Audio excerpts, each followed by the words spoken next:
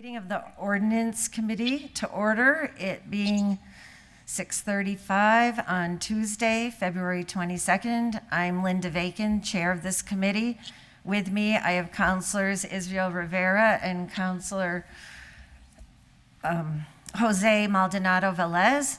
And on the Zoom, we have Councilors Kevin Jordan and Councilor Cocaine Givner. So we have our full committee here. And we will be joined shortly by the planning board. But before they join us, what I'd like to ask of the committee for a public hearing that will be coming up after items 1 and 2 is if I'd like to entertain a motion to take up items 4 and 5 as a package. If somebody could make that motion.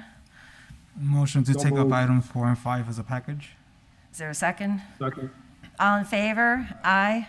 Item 4 is a communication from John Aubin regarding the future of MMEs in the city of Holyoke. And number 5 is a communication, Cannabis Control Commission, guidance for municipalities. And I'd like to entertain a motion to accept so that these can be entered into the public hearing later in the meeting. So a motion to accept so it can be entered into the public hearing. Second. All in favor? Aye. Thank you. Thank you. I'd now like to entertain a motion to take up item 1 and open the public hearing. Motion to take up item 1 off the table. Second. All in favor? Aye. Aye. So the public hearing is for a special permit application for 876 Grow Inc. at 360 Race Street to renovate and operate a marijuana cultivation and processing establishment. It's my understanding that the applicant would like to make a presentation. Do we have a member of the applicant present? I saw their name earlier, Dino. Jeffrey will let us know. Yeah, that should be Danington Blake.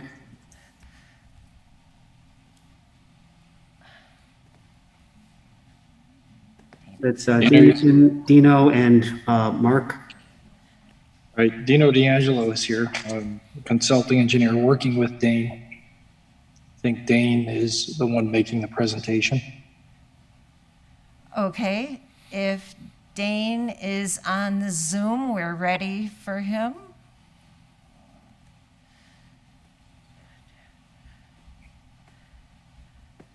He is in and set as a panelist.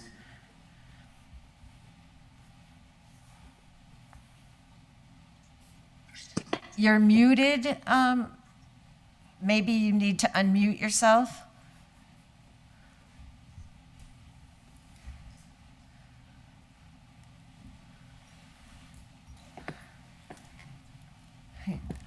He's muted right there.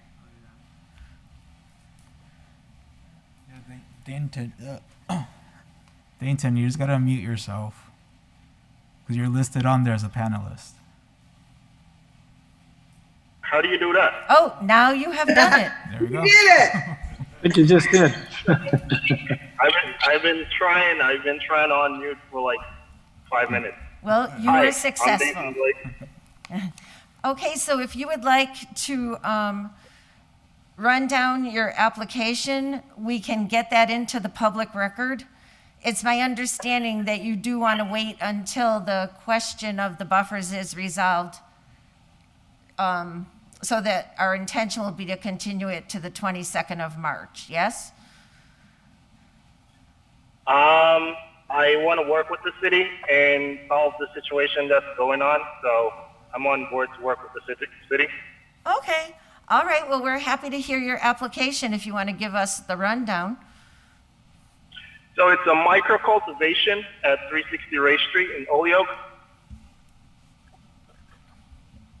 And it's tier 1, which is on 5,000 square feet, so it's pretty small.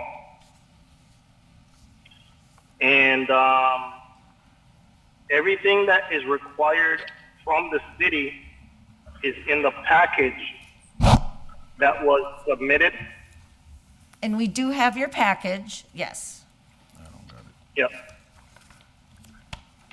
And if you guys have any questions, I can be sure to answer. Okay. I also want to let you know that we have a letter from planning dated January 11th relative to your application. Are you in possession of that letter? No, I'm not. Okay, so you'll want to be sure to receive a copy of that letter. It's dated January 11th, was received in the clerk's office on January 18th. And what that letter is about? So it's giving a number of responses based on a review by the planning staff in the city. And for the most part, as I'm looking at it, as I'm sitting here, it's noting all the various things that you have submitted per the application. I think Jeff did send me that letter. Oh, okay. I Okay. think he did, and I did all the answering and resubmitted it. Okay, because it does include a response from you on 12/16. It does include a response, right? Yes. Yep. Yep, I did receive that letter, and I went through all the questions, and I did answer all the questions. Okay. All right, so it seems like it's a pretty complete application, and committee members are looking over the full application as we're here now, because we have hard copies. Are there any? While we're in the public session, I'm just interested to know if there are any members of the public relative to this application on the Zoom or here in the chambers that wish to speak for or against this special permit.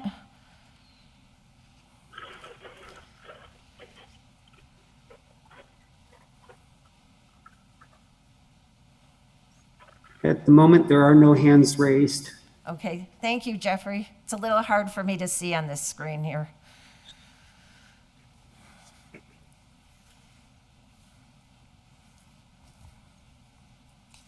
And you folks have the letter from planning. This one I'm looking at, this one Yeah. right here, right? Just to be sure.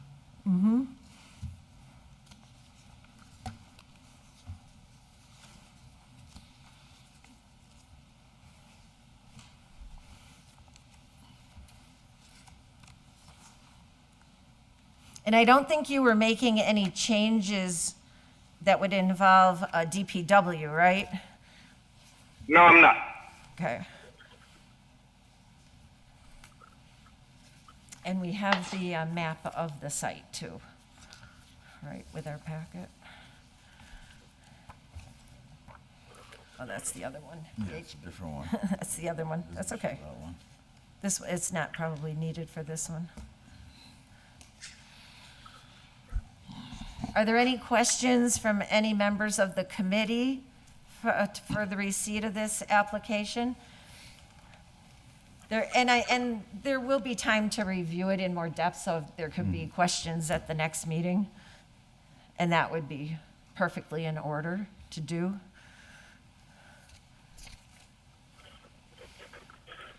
So does the applicant have any other information that they believe we should take in the public hearing right now for consideration? No, I think I submitted all the requirements and actually extra stuff, so not Okay, at this moment. okay. Madam Chair. Yes, Counselor Givner. I just looking at the location and it looks like there's no residential space in that area. Is that correct? To the applicant, can you share with us if there's any residential space either in the building or next to the building? No, it's IG zone. It's a commercial zone. 60 race, correct? Oh, right, yes. 360. Yes, we understand that it's zoned IG, but the question as I heard it from the councilors, just if there's any residential abutting the property. No, there is not. Thank you. Okay. If there's no other questions at the moment, then I think given the other things that are pending, it would be best if somebody would like to make a motion to continue this to March 22nd. I'll make a motion to continue to At March 6:30? 22nd, 6:30. Wait, I have go a ahead. quick question. Counselor Givner. So we're making a motion to continue it because of what exactly? So right now, if you look at our agenda to item 3 and item 6 and 7, those are pertinent to the applications before us. And if we're able to resolve those and clarify those, then it will make everything clear and straightforward at that time. So I'm being an optimist that we will be able to accomplish that by the 22nd. Okay, so our hopes are that We will, we revisit this after hammering out the other pertinent ordinance items Yes. associated with zoning. yes, and our 2 applicants are aware of the logistics involved. Yeah, I did hear that. Thank you so much. Thanks. So on the motion to continue this public hearing to March 22nd at 6:30, all in favor? Aye. Aye. So thank you, and we hope that we will be able to complete this on March 22nd. So Thank you, guys. Thank you for coming in and submitting your application and for it being so complete. I appreciate it. Have a good night. You too. Right. Okay. So I'll entertain a motion to take up item 2. Jeffrey, nobody's here from planning yet, right? One has arrived so far, but yeah, pretty much the majority still have not arrived. Then I'm going to They're probably still finishing up. going. You can just give me the high sign, okay? Sure thing. Thank you. So I'd like to entertain a motion on item 2 Motion to take up item 2 and open the public hearing. and open to public hearing. All in favor? Aye. Aye. Item 2 is a public hearing for a special permit application for Hybrid House LLC at 55 Jackson Street to operate a marijuana manufacturing establishment. Do we have folks here for this application? If you're Yes, you here. do. Yes. So if you would like to introduce yourself, name and address, and give us an overview, that would be great. Sure. Rebecca Adams, on behalf of Hybrid House LLC. We have prepared a presentation. I'm not sure if that's appropriate to share with everyone now, but we have Sure. something prepared. That would be fine. Do you have it in a shareable format for the screen? That would be great. Yeah, that would actually be great. Absolutely. Who should I give access to the screen sharing? To Rebecca Adams, please. Okay. You should be all set. Thank you.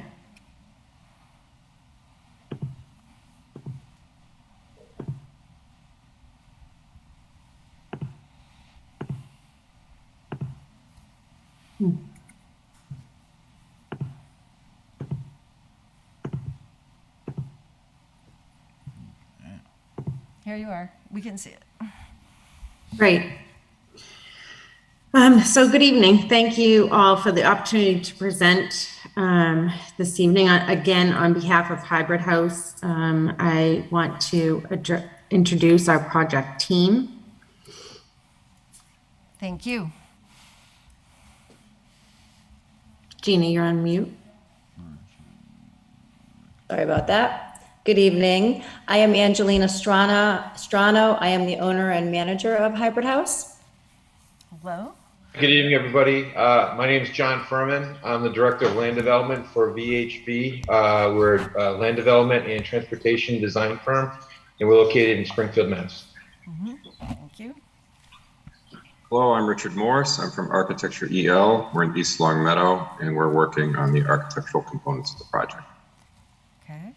Thanks, Rick. And my name again is Rebecca Adams. I am a cannabis compliance consultant with Cobblestone Integrated Solutions. And I'm helping with the application for a special permit as well as assisting Hybrid House through the project this evening. We are happy to discuss the project details. We hope to be located at 55 Jackson Street. And we are proposing to operate as an adult use marijuana product manufacturing facility. And just so everyone is clear, we will not be cultivating or providing retail operations at this location. The facility is a former manufacturing warehouse building consisting of about roughly 18,052 square feet. We are properly zoned in the general industrial zoning district with no overlay district. And we have executed a lease agreement and have submitted our Cannabis Control Commission application. And we anticipate receiving it within 2 to 3 months. I'm going to turn it over to Rick so that he can discuss our operations. Okay, so very quickly here we have the general floor plan of the facility. The footprint is existing. We are not adding on to the building in any capacity. And the use will be separated into 2 primary areas. The area shaded green would be management and oversight of operations. And the light yellow section would represent the shop floor, the manufacturing area. The work that will happen within the building is primarily limited to very limited new partitioning to accommodate offices, accessible bathrooms, and the partitioning required for the manufacturing itself. On the exterior of the building, we're going to erect new signage, and that will be in conformance to existing signage regulations. I'm going to turn it over to Rebecca to discuss the manufacturing itself. Great, thank you. We are proposing operations beginning at 7 a.m. to 7 p.m. and that would include deliveries to and from the facility. We anticipate hiring 20 to 25 employees when fully operational. There will be no consumption of marijuana or marijuana products at the site at any given time, and that includes any type of vaping. We will be producing marijuana products that include cannabis oil, rosin, concentrates, capsules, as well as edibles. And our process will consist of a closed loop hydrocarbon extraction using butane, propane, isobutane, as well as ethanol. And we will be designing our extraction rooms within the facility per ASME standards, Class 1, Division 1, and Class 1, Division 2 lab safety standards.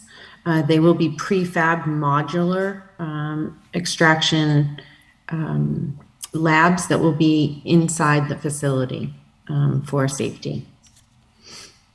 We have constructed and completed an odor mitigation plan in our special permit application, and Rick's going to talk a little bit more about our plan. Thanks, Rebecca. So in regard to odor mitigation, this is something that we have focused a lot of attention on. And first and foremost, we will be working with our mechanical engineer on all of the systems and equipment will be designed and specified by our mechanical engineer. And in regard to odor, we refer to an industry standard of odor units, or OUs. What we're seeking is to have no detectable odor. So to accomplish that, we'll be addressing it through our HVAC system, which will utilize industry standard carbon filtration, which is typically utilized to serve as an odor remover at the base level. To make that effective, we will have a maintenance plan with regular changing of filters, and all of that activity will be recorded in logs. And in addition to standard air filtration, we will utilize bipolar ionization. This is an electrical process which generates ions that then remove contaminants from the air. This would include everything from dust to airborne pollen, bacteria, virus, and odor-causing compounds. So the ionization will remove that from the air so that it doesn't exit the building. As I said earlier, the design will be overseen by our mechanical engineer, engineered to have the proper air exchange and building pressure required to contain odor. In regard to the structure, all of our doors will have seals so that as doors are opened and closed, airlocks are utilized to keep air in the building.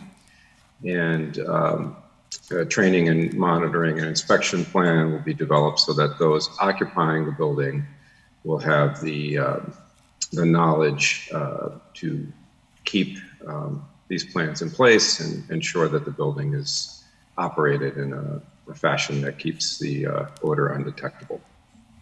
And then lastly, there'll be a toll-free hotline that will allow a person to alert if any odor is detected, and then further actions will be taken to make sure that any detectable odor is corrected. Great. Thank you very much, Rick.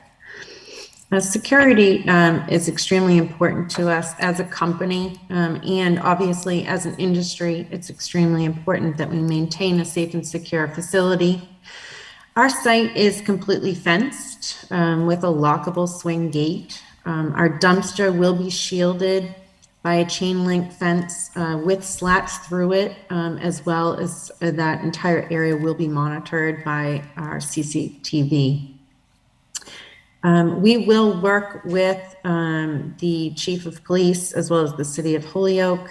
We did send Captain Moriarty our security layout as well as our security operating procedures for the city's review. And we will maintain an open door policy, with the city to ensure that our building is secure. We will have, a robust alarm system, motion detectors, as well as 24/7 video monitoring. And we will establish with a commercial security company a state-of-the-art system so that we know who's entering the building and who's leaving the building at all times. We will have security staff available on site, which will be monitoring the site. And prevention of diversion to minors is a company policy as well as extremely important for us as product manufacturers in this industry. So all of our packages will be clearly labeled per the Cannabis Control Commission. They will state that the products contain THC and they're not safe for children.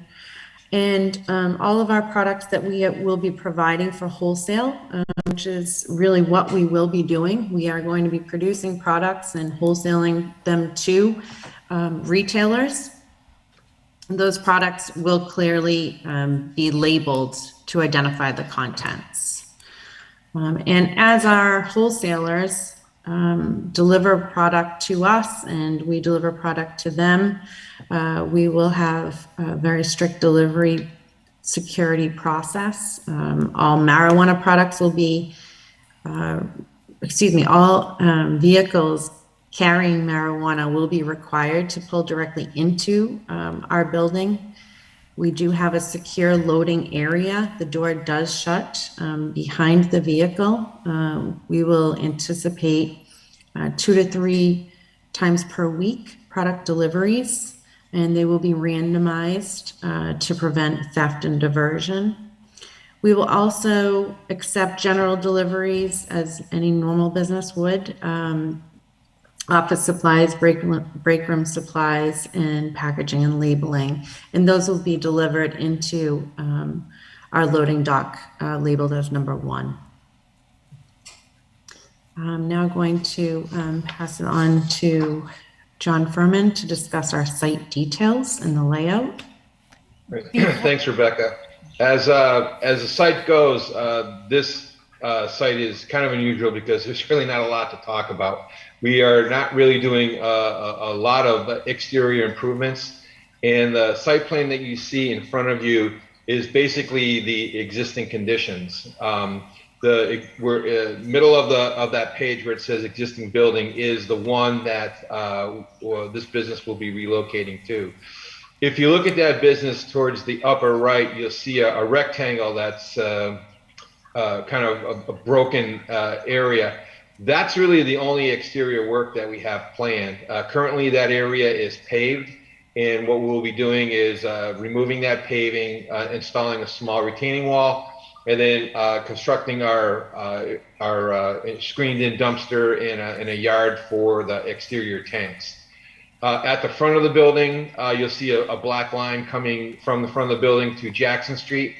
The building is going to require a new water service for sprinkler systems, and that's it. That's all we have planned for this. Everything else that you see on the plan is existing. Okay, Rebecca. So we get as part of our development impact statement, we looked at the building and the development as far as impacts. As I said, our exterior improvements are very limited. The interior improvements will be basically the entire building will be remodeled for manufacturing, secure loading in the process area.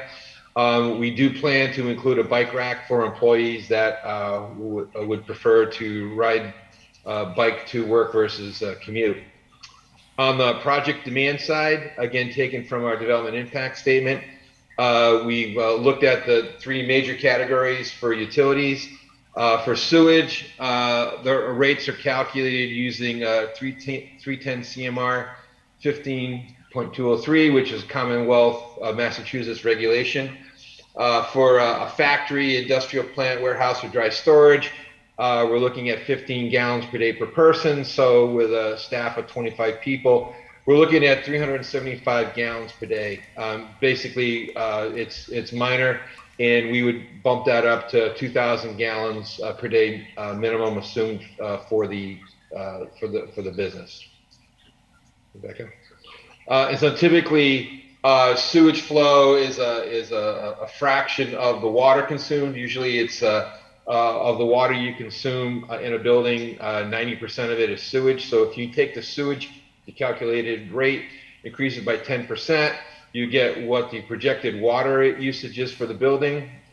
This increases to 420 gallons, again, very minor. So we would assume a minimum rate of 2,500 gallons per day for the use. Again, very minor. The water system is not anticipated to have any issues providing that. On the stormwater side, this site does contain a fully functioning stormwater management system that was fairly recently reviewed and approved by the city of Holyoke as part of the previous development. We're not anticipating any impacts to the system because we're not really changing anything that's going to alter the generation or the peak flow of stormwater. And the owner currently does have a executed stormwater management agreement with the city. On the traffic side, we basically have a similar story. The building was a manufacturing facility, and we are continuing it to be a manufacturing facility. So we're not anticipating really any change on the traffic generation side. We're not looking at any increase in area on the manufacturing side over the existing building use that was there. We are updating it, but since both uses are classified as manufacturing, the Institute for Transportation Engineers classifies these both as the same condition, and we're not anticipating any impacts from that.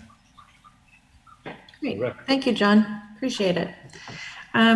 Here we have our proposed signage. The existing building currently has the company name on it. And so what we're proposing is our logo with our company name right underneath it. We do not feel that it would impact the neighborhood in any way. Does that light up? Negatively. Excuse me. Yes. A question, does the logo light up at night? We just, I do not, Gina, you might want to take this one. I think that we talked about this. Yeah, the plan was not to have it light up at nighttime. All right. Thank you. Yeah, go ahead. And just to know, any permanent signage would also have to go through the building commissioner, so. Yes. Thank you. And so benefits and needs of the community. Hybrid House has committed to work with E4All, which is a nonprofit that helps communities, specifically underrepresented individuals, to help them successfully start and grow their businesses. The group focuses on Holyoke, Springfield, and Chicopee. And we have committed to providing a grant in the amount of $3,000, and then volunteering with E4All. Gina has a business background, and so really would like to work with E4All so that all of the employees can offer volunteer hours. And we have committed to at least 12 hours annually with E4All. We also will be benefiting the city of Holyoke by establishing a new business venture, obviously in a new industry that is rapidly growing. We will be, again, creating 20 to 25 full-time employment positions. We have executed our host community agreement and have agreed to provide 3% gross revenue from all operations, as well as committing to hiring qualified Holyoke residents through Mass Hire, Holyoke Career Center, Holyoke Works, and hopefully working with Holyoke Community College as well to bring additional Holyoke residents into our employment. Quick question with regards to qualified. Councilor Rivera? I'm sorry, through the chair, right? So qualified meaning that they would have to have some sort of certification? I'm sorry, no. No, it wouldn't be a certification at all. It would just they would just need to meet the employment requirements. All right then. Thank you. Sure. Okay. And that is our presentation this evening. So we'd love to hear questions and comments and from all of you. So thank you. And we have provided our contact information as well. Okay, thank you very much for that complete presentation. Before we ask our questions, I would just like to see if there's anybody from the public who wishes to speak in favor or in opposition to this special permit. You do have one hand up, or a couple of hands up right now. Okay. So, the first, I'm sorry, go ahead. Go ahead. The first one is Lee Vardicus. Okay, I'll recognize Lee Bardicus if you wish to speak relative to this application. Hi, good evening. This is Lee Vardakis. I am the landlord of 55 Jackson Street. I also have the abutting property at 59 Jackson Street. And I would like to speak in favor of this development tonight. The Hybrid House Group has been diligent and methodical in their approach to the implementation and use of this building. And I'm a proponent of moving forward with them as a tenant. Thank you. Thank you. I see Counselor McGivern has joined us, and I neglected to recognize that Counselor Puello's in the chambers, and also Counselor Bartley has entered the chambers. Counselor McGivern, I see your hand. Thank you, Counselor Bacon. And if I could, through the chair, just ask a question in relation to property tax. Sure. Rebecca, Rick, or Lee, the current ownership of the property is who, Lee?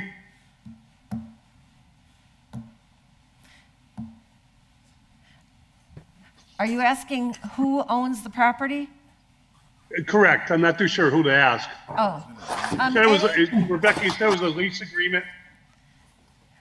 We have Yes. the lease agreement, yeah. Who wants to answer that?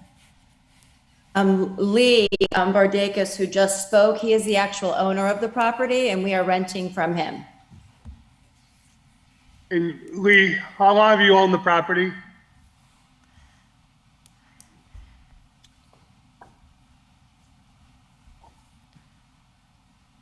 Hi, so this is Lee again. So I've owned the property for the last 20 years, since 2005, I believe. So a little under 20 years. Okay. Is there a current agreement with the city on property tax? There is. We have a current 10-year agreement with the city. Okay. And is this change of venue going to have an impact on that agreement? Not to the best of my knowledge, I believe it does not.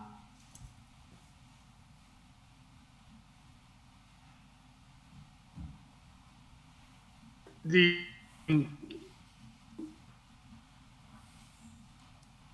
adjacent building that you purchased, the former mill that burnt down, the former paper mill, Parsons, is that still vacant?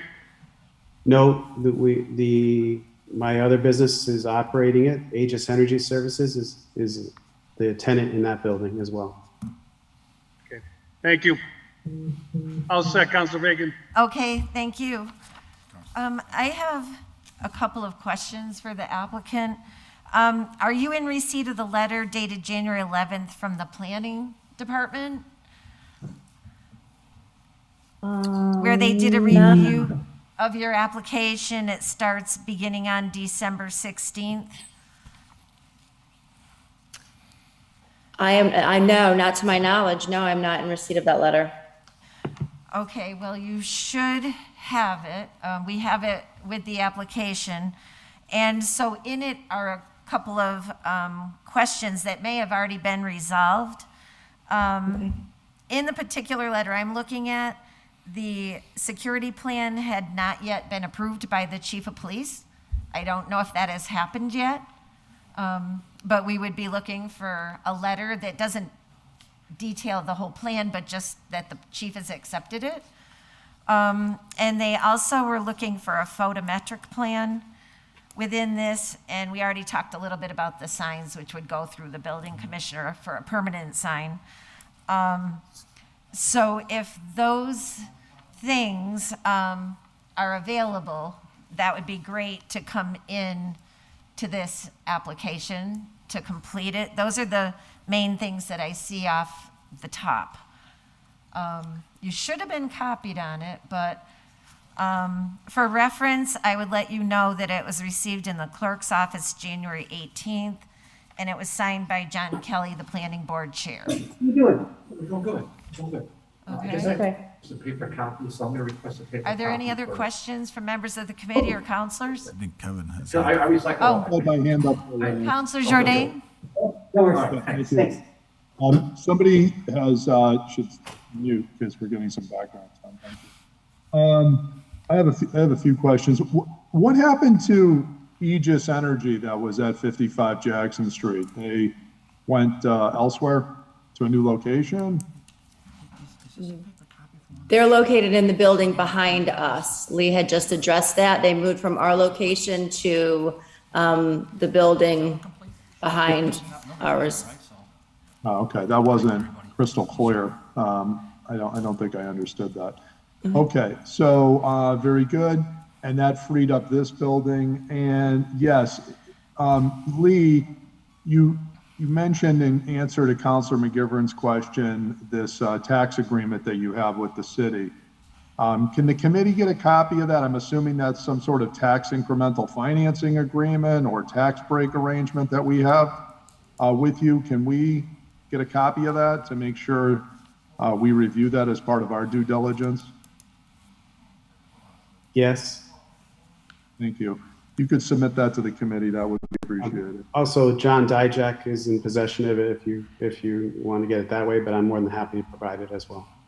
Okay, thank you. I wanted to touch on back to the odor control plan. First thing, and these are actually probably technical questions for Mr. Morse, so I'm going to just do a little couple rundown of a few questions I have for Rick. Yes. One is, Rick, you know, we obviously have quite a few of these facilities in the city of Holyoke, and obviously we're very thankful that you picked us versus some other community to go to, and we do appreciate that and appreciate all the development that we can get, you know, within reason on this. But obviously odor has presented some concerns to a number of people. And one of my questions, because you're obviously more skilled in this area than I, is there, in us considering the future compliance of your odor control plan, is there, besides obviously one knows, is there an objective device or something that the city could theoretically purchase in light of the fact that we may or may not get one of these complaints that objectively could say, right, yeah, this is of a level that is unacceptable, or at least substantiates or clears an applicant like yourself of a quote unquote odor issue. And, you know, I'm interested to hear if there is such a device that exists out there. Very astute question. And I can say in my investigation and education since getting involved with this industry, as it came to Massachusetts and our firm became interested in it, because we're dealing with odor and subjective judgment, I am not aware of any equipment that can measure, as you know, as you refer to, like a synthetic nose that would say that it's within limits. So regrettably, it falls to the perception of an individual, and I concur that that would be, you know, great technology, but we have to rely on the collective noses of the persons that are sharing the air around the facility. Rick, if I might add on just one point, I was on site once where Mass DEP came out to a cultivation facility. I was there providing a compliance audit for the company. And I asked Mass DEP how they measured the air. And unfortunately, they said, right now it's just this. And I was a little surprised, to be honest with you. I assumed that they had some type of equipment that they would use. But right now, that was the answer that the individual gave me from Mass DEP. Yeah, because I was actually kind of curious to see if there's some sort of sensor or there's something that the THC would throw off that you could run around the seals of doors, or you could put a sensor up at the stack and, you know, that type of thing that could objectively measure these things. So let me turn my questioning to your sensors and what you're planning. Tell me a little bit about your control devices and how are they going to be monitored, and how are they, how do you know they're correctly operating so that things that you're putting in place are actually being checked so that there isn't a problem effectively? Right. So we have two primary systems that we anticipate utilizing, and you've probably encountered them in other projects. One being filtration, air filtration with air filters. And for odor control, the critical nature of the filter is that it have activated carbon, which you're also probably familiar with. Yes.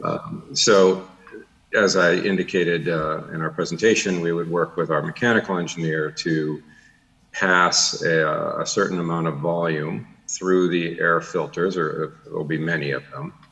And we would engineer that volume to be, in excess of what is determined to be a minimum requirement.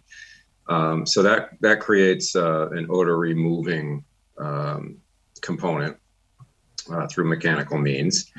And the key is that these filters be maintained because the activated carbon begins to deplete over time.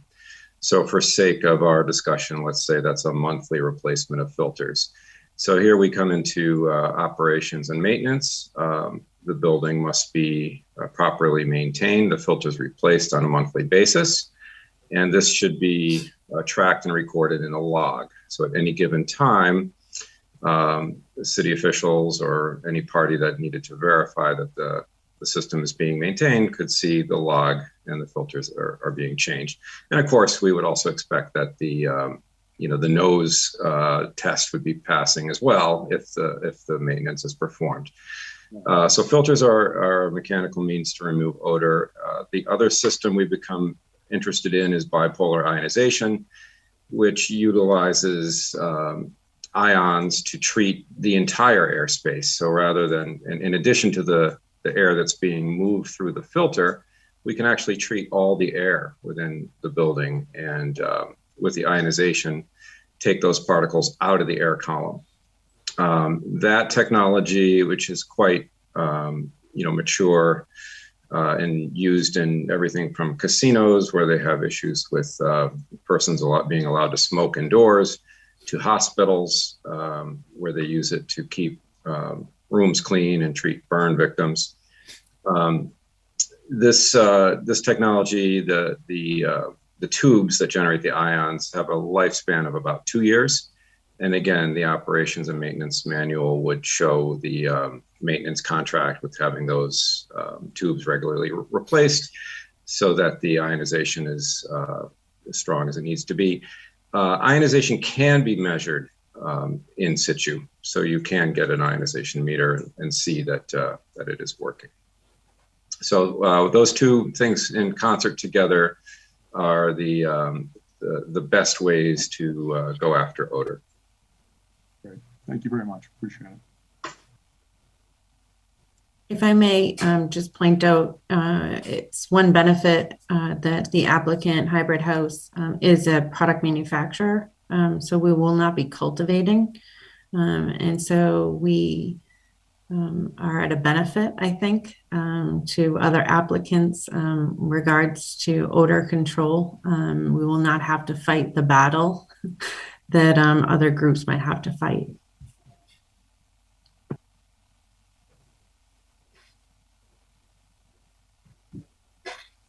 All set, Madam Chair. Thank you.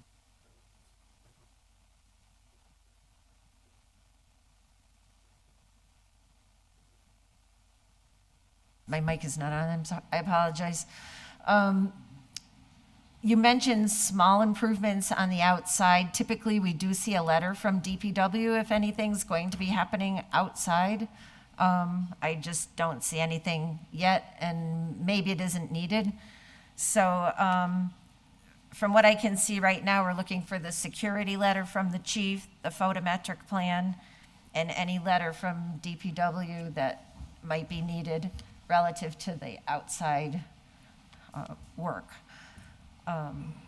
Not seeing any other questions, I'd entertain a motion. Councilor Bartley? Just through the chair, Thanks to the applicants, as always, for your willingness to invest in the city of Holyoke, and of course, to the property owner for your continued investment in the city.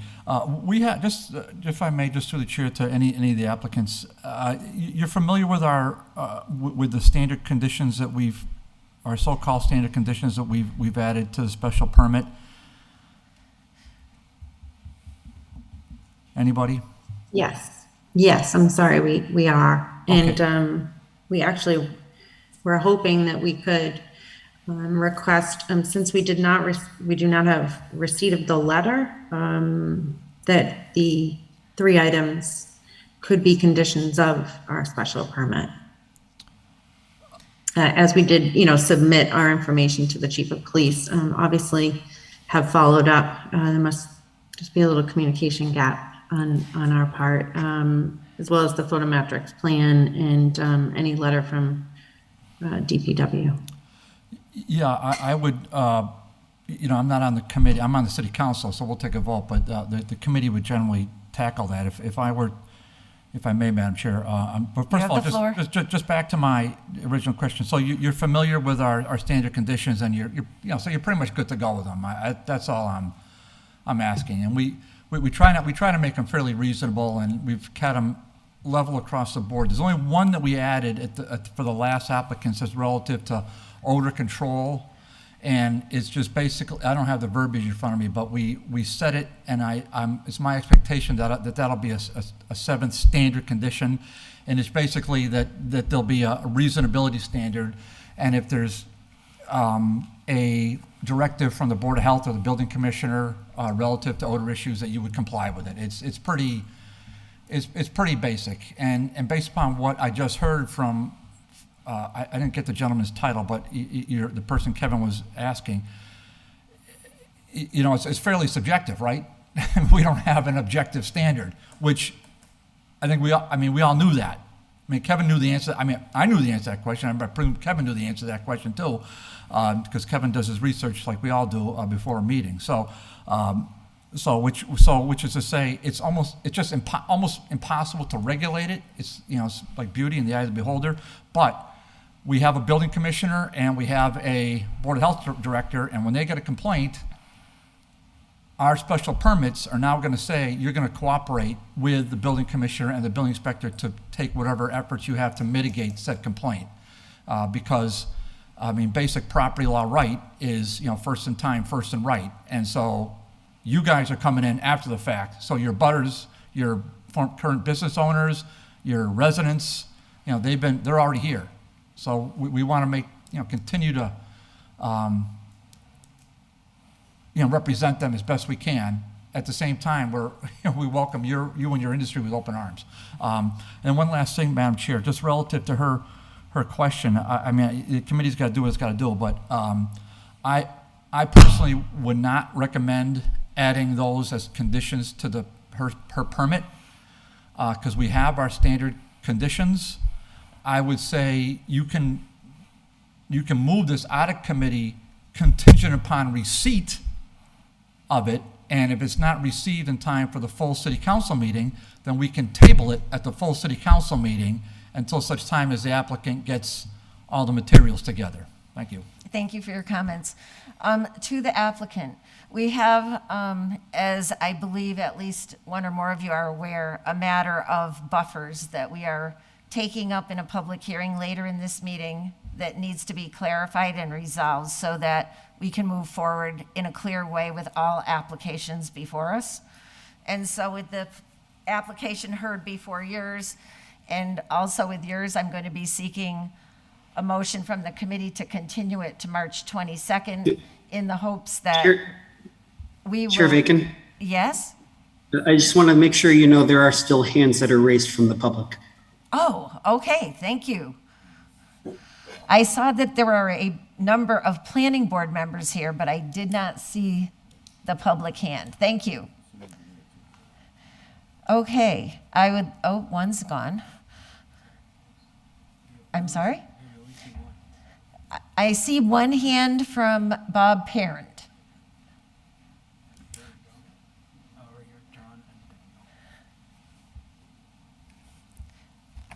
Bob, would If you I may like? speak, Sure. Madam Chair?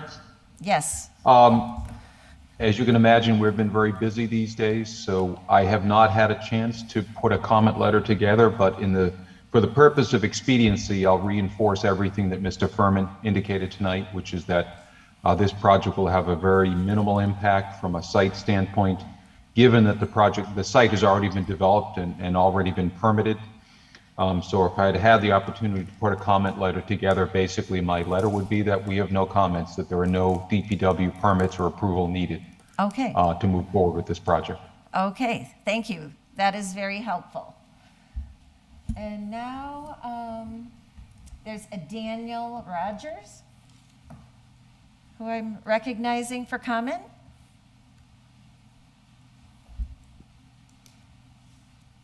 If Good you're- evening. Oh, hello. Yes, my name is Dan Rogers. I am the owner of property at 6563 Commercial Street, and I am an abutter to the west of the Jackson Street site. Rebecca, you may remember me from last March when you hosted a Zoom meeting, making an introduction here. And actually, I have a curiosity question, number one, and then to harp kind of on the subject that we talked about. Excuse my ignorance, but what is the reason for this meeting? To seek relief from an existing ordinance or propose new ordinances? So I can answer that for you, Mr. Rogers.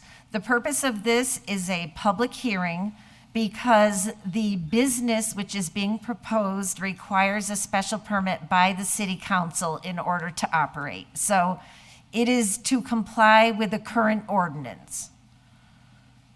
To comply? Yes. Thank you. Thank you. So things I had talked about last March in our meeting was the security issue. I've heard a couple of things. I appreciate your presentation on the security requirements or actions you're taking, but also heard that the police chief has not sanctioned your plan at this point in time. And the key thing that I'm concerned about as an abutter is, and I'm probably going to go a little lengthy in this, but this industry has financial issues relative to running through traditional banks and money transferring, right? And my question then is, are you, without getting into your stuff, are you keeping cash on premises other than petty cash? From revenues, from receipts, from invoices, that type of stuff. Absolutely. So, hi, Daniel. Nice. I'm glad that you called in. Thank you. So I have good news. Some banks do work with cannabis companies. There are about 5 in the state of Massachusetts currently. And we will not have any cash on site whatsoever. I can't stress that enough. All of our business transactions will be done electronically through the banking system. It will literally be B2B, so business to business. And so there will not be any cash leaving the site, coming onto the site. Everything will be done electronically through our banking system and company to company, B2B. All right. So you won't have to put in any infrastructure like Bank of America, People's Savings Bank, anything like that. And that is not what you're requesting the security plan to support when you talk to the Police Department. That's correct. And just so you know, we submitted to the police chief, our security plan, and what it shows is location of cameras, location of all of our access control. It shows all of our motion sensors, our glass breaks. It's basically a layout of the facility and then all the security measures that we're going to put into place. And then we also submitted our security standard operating procedures. So that entails how many times the security officers will do rotations, what type of system it is. It's very detailed, and unfortunately, we don't share that because we don't want people to know, right, how robust our security Very much is. understood. Very much understood. I heard this was suggested to be continued until the next meeting in March. And will you present an acceptance of your plan by the Holyoke Police Department at that point? Yes, to be honest with you, I wish we had it for this meeting. So yes, I'm sure that we'll have that letter and we'll meet with the chief of police. So typically when these facilities are designed, I hate to take, I'm sorry if I'm being a little lengthy with my response, but typically when these facilities are designed, the chief of police and or other officers come into the facility and they do a tour. And that actually happens multiple times so that they can get the lay of the land. They can make sure that we are designing the facility per our drawings and per our standard operating procedures. And then even after the facility is up and running, some police departments request access to our video cameras so that they can actually log into our system at any point in time. And so the communication and the relationship extends beyond us just submitting a plan, just so you know. Understand. And to that point, will you be hardwired in to the Holyoke Police Department? And so that's up to them. We offer it, and that's a decision that the city makes and the chief makes. And I can't answer that, unfortunately, at this time. All right. Who will make that determination? The chief of police does. And typically it's not public knowledge. But, you know, as soon as I know anything, I can share that with you. All right. So you might understand my concern. This is a commodity that is very popular that you're making and is susceptible to those who would want it without cost. The fact that you are not keeping cash on site is certainly better. And that is my major concern, having basically living in that neighborhood. Want to make sure that there's no more impetus for bad actors to start hanging around 55 Jackson. All right. Absolutely. Thank you very much. Thank you. I see a hand from John. Are you wishing to make public comment? Hello? Hello? Hello? Hello. Can you give your name and address? I can't see you. Yeah, this is John Aubin, and I am with at 42 Clinton Avenue in Holyoke. I'm not quite sure why the video isn't working. I apologize for that. I am a licensed architect in Massachusetts and New York, and I've been doing some research, and with regard to odors and VOC emissions, which are contributing to the odors, the science has advanced quite a bit on that.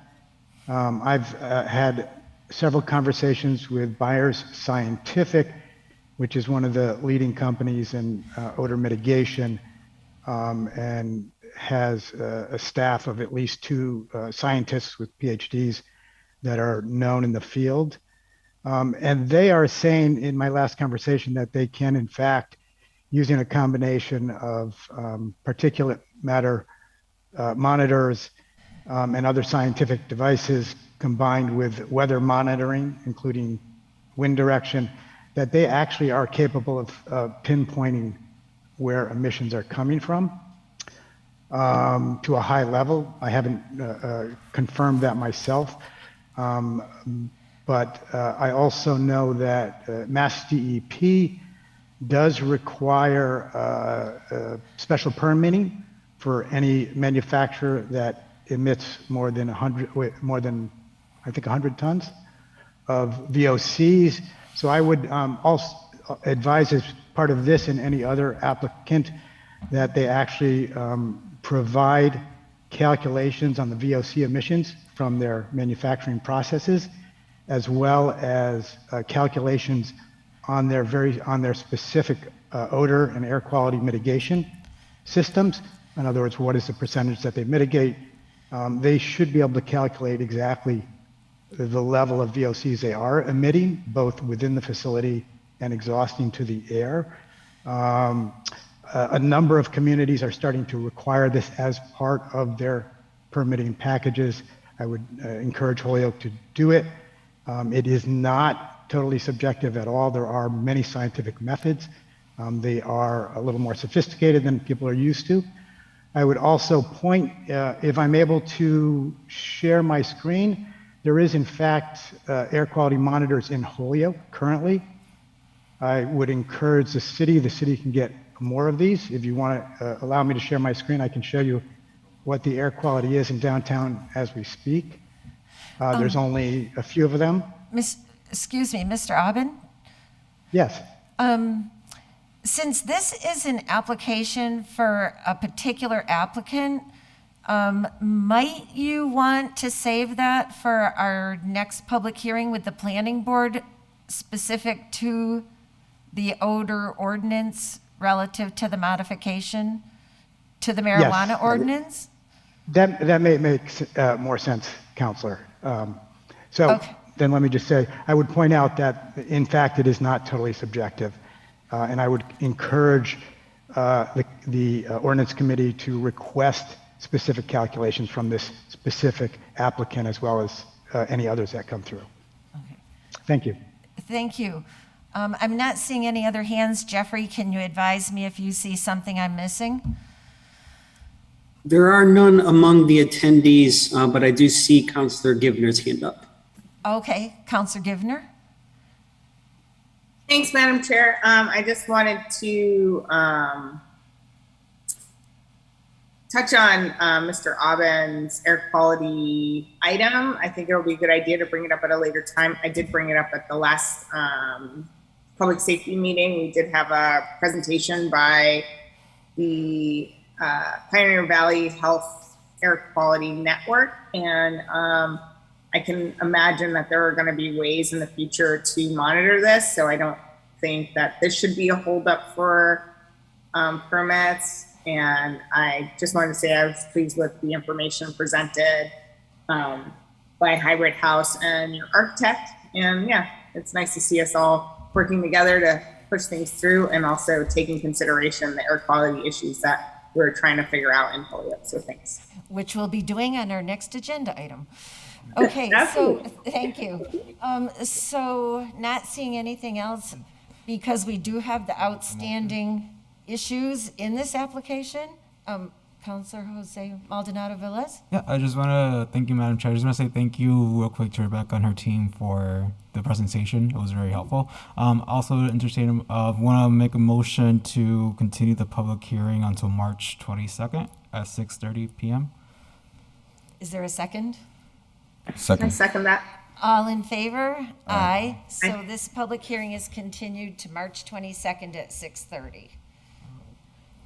Thank you very much for the presentation.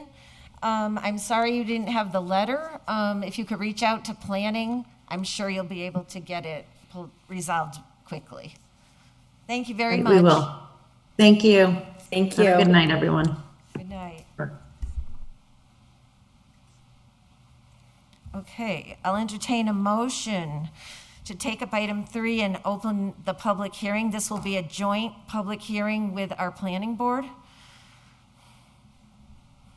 Make a motion to take up item 3 and open up the public hearing with the planning board. Second. All in favor?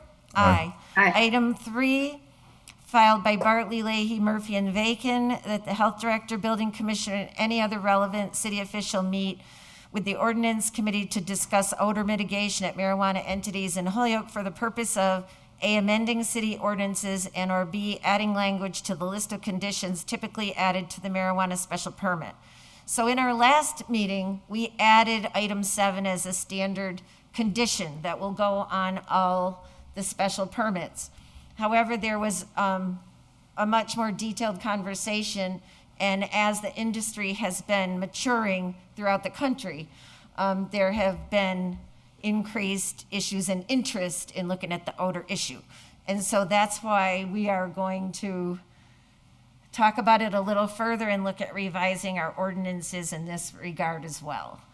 I see a number of members of our planning board on the Zoom. I don't see the chairman yet. Yeah, Mr. Kelly is here. Oh, there you are. I'm sorry. Okay. Hello, Chairman Kelly. Good evening. At this point, I'd like to entertain a motion to open the public hearing of the Holyoke Planning Board to take up zoned text change amendments, odor mitigation at marijuana entities, and or adding language to typical list of conditions. So move. Is there a second on the motion? Second. All in favor? Aye. So just for the benefit of the public, Chairman Kelly and I have talked about meeting jointly wherever it's practical and doable for both groups, out of interest to serve the public more efficiently and keep people from having to come down to multiple meetings. And so for this meeting and on March 8th and potentially March 22nd, certain of the public hearings will be held jointly for that purpose. So we welcome the planning board. We look forward to their recommendations to inform our committee as we look over the information that we gain through the public hearing. So welcome to all. Okay, so this has been an initiative actually brought to us from the public. So I'm interested to hear from members of the public, unless the planning board wishes to provide information in the public hearing first. Chairman Kelly? I think we're all set to, I guess, listen to input for the public to Counselor. And again, I think for the, just to clarify for the public is Counselor Vacan said, we're two separate bodies. And the planning board basically acts as a kind of a consultant to, let's say, the ordinance committee. So the way this is going to work is after these public hearings close, we will send a recommendation to the ordinance committee with our rationale for the recommendation. They will then take that under advisement with all the other input that they have received from these hearings. Because keep in mind, the city council is a legislative body of the city of Holyoke. The planning board is an appointed body. So we'll give a recommendation. They will basically move on that with their vote to the full city council. That's how things become ordinances or laws, within the city. So yeah, we're an advisory group to the city council. Thank you. So I see a hand raised by John Aubin, who was offering to share some information in the last public hearing. So John, you have the floor. Great, thank you. And I think I finally got the video to work. Okay. This issue of odor control and buffers is something that is coming up throughout the country. It is, everyone's struggling with it. So I wanted to share a few things. First, I wanted to share what some other cities are doing to give an example of where Holyoke stands compared to them. So Boston requires a buffer of 2,640 feet, which is half a mile, from any marijuana establishment to another. So that means if you have one grower or retail shop in one location, the next one has to be a half mile away. I tried to dig down more specifically what their growing and manufacturing requirements were. It appears that they have very extensive community meetings, but like many zoning ordinances, it is a bit of. We can't hear you. Can you hear me now? Yes. Okay. Did you, I was talking about the buffers in Boston. Did We that heard come that, through? yes. So that's one example. Denver is another example. Denver has hundreds of manufacturers and retail shops.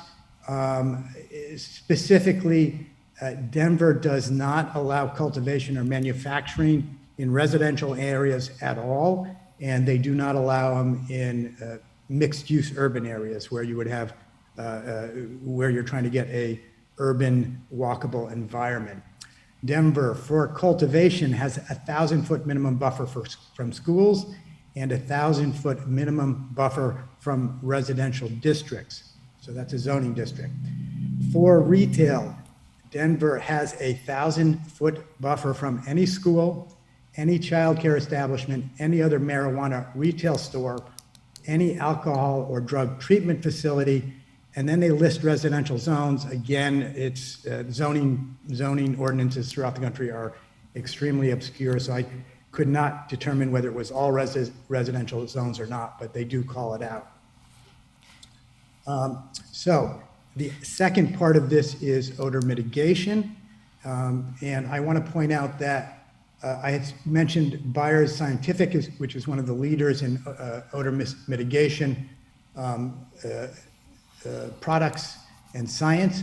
And we spoke with them. I know the planning department spoke with them earlier in the year. I spoke with them earlier, and they did not have a lot to say about it, but they more recently, because the issue has come up to them, recently in a magazine are encouraging their customers to consider location as a primary guide for developing marijuana manufacturers. In fact, what are they saying? They're saying, in conjunction with the building layout and exhaust system, maintaining distances could shield a facility from a mountain of complaints. So this is recognized. My staff was texting me last week about odor. It's become more prevalent. The Gazette did an article where the reporter in the middle of winter identified odor coming from true leaves. So this is an issue that should be considered in terms of serious buffers. The second is odor mitigation, and I want to point out that the science is growing on that between air quality sensors and new methods of analyzing weather conditions, that it is quite possible to actually pinpoint odor. So I would like, if possible, to share my screen to show people what the current sensors are in Holyoke. Is that possible? Yes. Jeffrey, could you allow Mr. Auburn to share his screen, please? You should be all set. Thank you. Perfect.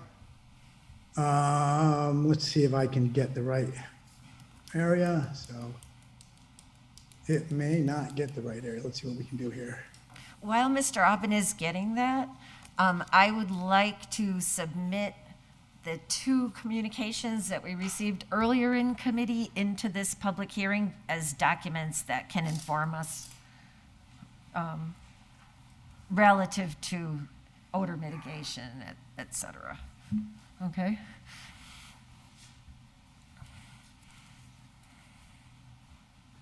They here? Okay, so it's not going to let me do that on this one. So I'm not going to do that. What I will say is air quality Pioneer Valley, which has been mentioned, there are a number of sensors in downtown Holyoke. Air quality sensors, the current one for the flats is reading 84 on the air quality index. That is a moderate air quality. People with respiratory or heart disease and elderly with children should be concerned about that. 100 is where it starts to get dangerous. So The state offers grants for putting air monitors throughout the city. I highly recommend the city does this. I would also recommend that they require manufacturers to purchase a few air quality monitors and put them into the Holyoke system. This will greatly enhance the city's ability not only to monitor air quality, but also odors, and to track down when an odor complaint, where it does come from. So this is evolving technology. I would encourage the city to jump on it early, because if you jump on it later, it's going to be much more difficult.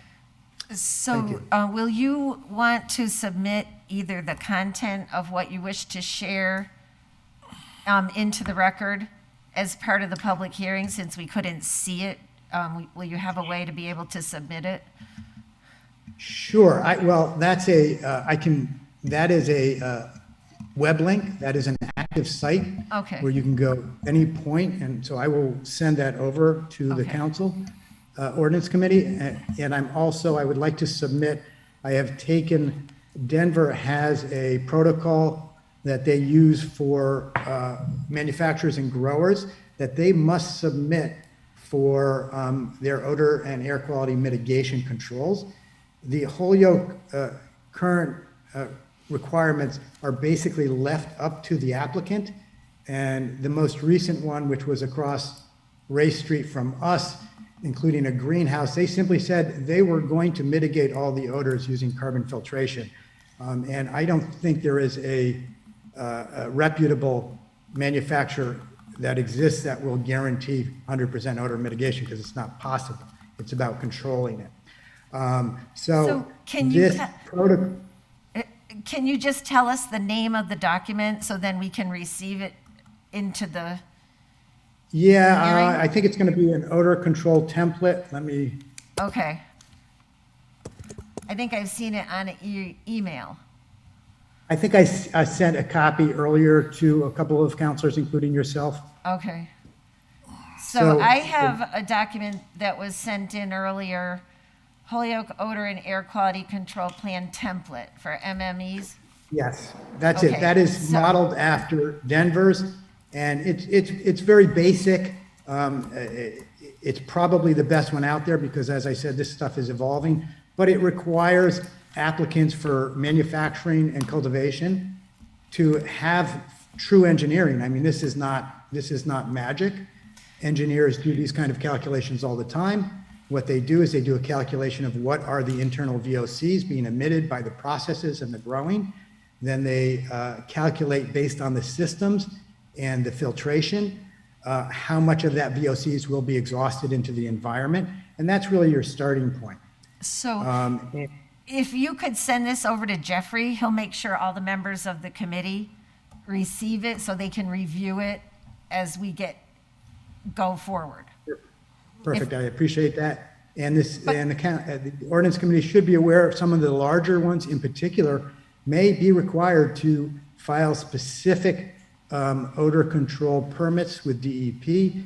If you are producing more than 100 tons of VOCs a year, you are required by law to do this. So if we have not asked them for calculations and they have not produced calculations, they could be currently in violation of basic air quality control laws with DEP. Okay. Thank you. Is there anything else that you wish to have the committee consider through the public hearing at this time? I have the odor control plan template, and we've accepted into the public hearing the MME core communication that was sent earlier, and also from the state group guidance. No, I think that's it. I really appreciate the consideration of the planning board, the ordinance committee, and the city councilors on these issues. Okay, thank you. Thank you.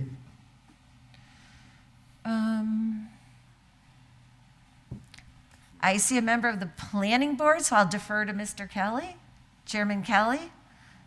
Go ahead. I see, Bibi, you've got a question or a comment? Yes, through the chair to Mr. Aubin, if I can. The reference to the existing air quality monitors in the city was really intriguing, and I wondered if you happen to know more about what precisely those monitors are monitoring for. What substances in the air, what makes for that 84 rating. I'm sure we could look it up elsewhere, but if you happen to know it, that would be very helpful. That's an excellent question. It's measuring particulate matter. I'm not sure of the specifics, and I've been trying to track that down myself. In the state of Massachusetts and through the federal EPA, I believe there are 6 major contributors to this, and ozone would be one of them. Ozone, of course, is a byproduct of some of the exhaustive growing I'm not sure about the manufacturing, but certainly growing marijuana in combination with sunlight and vehicle exhaust produces low-lying ozone. Ozone is a major factor in this. But yes, I'm curious myself, and I'll do my best to try to dig that up. But I believe the Pioneer Valley Healthy Air Network, which I think the Ordinance Committee has been in touch with, I believe can give a better answer for that. But that is a national standard air quality index. If you look it up, you'll see the federal government and the EPA give some description. Thank you. I see that Sean Gonsalves has his hand up, and maybe he can inform us on this more greatly. Sean, I don't know if your hand is up for this, but maybe you have some insights?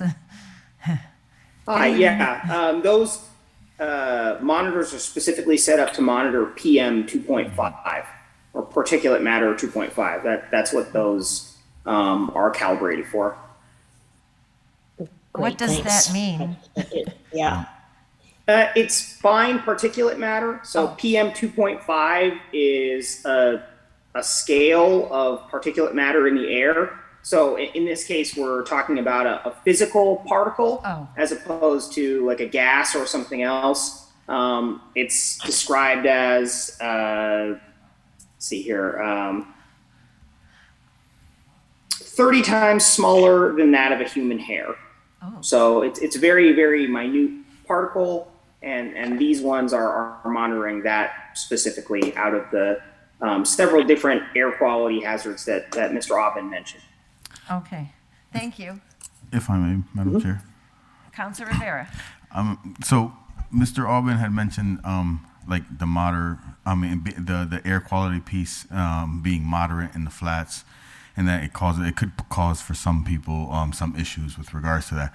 But if I recall, I think the last time they spoke, it could have been in a public safety meeting or in the ordinance meeting.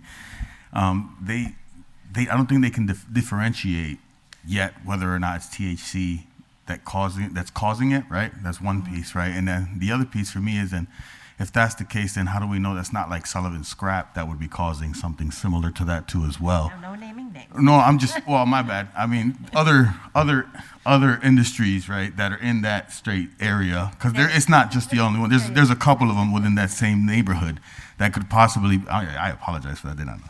But anyways, there are a couple other companies that could be adding to that too as well. Not to say that the marijuana industries are not adding to it. I'm just saying it's just like, how do we differentiate from whether it's a marijuana industry that's doing it, or it's some of the industries that are already in the area that we haven't been measuring, or maybe we have been, but that's just a question for me. Mm-hmm.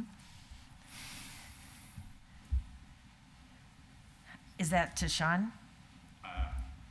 Yeah, I guess, to Sean. So what I'll say is that PM 2.5 and many of the other air quality hazards, those are going to exist naturally. PM 2.5 is not only going to occur due to industrial or commercial activities. It's something that it could be pollen, it could be other particles in the air. So to answer your question, these sensors are not going to be able to differentiate between the emitters of particulate matter or other other emissions. At this point, these are here to get a better understanding of the conditions that are in the city and some neighboring cities, but they're not going to be able to point out a point source at this time. That's not what their intent was. And unless there are many additional sensors and some calibration there, I think it would be difficult to use these sensors, which are part of a community project for code enforcement. Okay. Thank you. Well, that's fair, right? Councilor Bartley. Yeah, I'm glad to know that these monitors exist, and I certainly want to hear. Anyway, I appreciate John always his input. It's always important. So, and if Sean wants, if Sean needs any support from me, anyhow, relative to supporting air quality monitors anywhere in the city, I certainly want to get behind it. I just want to point out, I think the issue of odor control is not quite the same as air quality monitoring particulates in the air. Though I assume that there's some nexus to it, but I think we're talking about a specific issue with the odor emanating from marijuana manufacturing facilities. And I don't really quite, unless somebody else has an explanation, other than a peripheral type of a nexus, I don't see how the air quality monitors really get us to anything relative to the odor control issue. And I think if we're going to deal with odor control issue, I think we just should stay focused on that. I will go back to what I said earlier. I think it's been substantiated by others that there is not any existing foolproof technology to verify what the odor is other than, the good old-fashioned nose. That's why I am so grateful that this council took the steps that we did a month ago to add that seventh condition, because we recognize, Madam Chair, that the technology just isn't there. But yet we have experts in the health department and the building department that can go and monitor it to the best of their ability.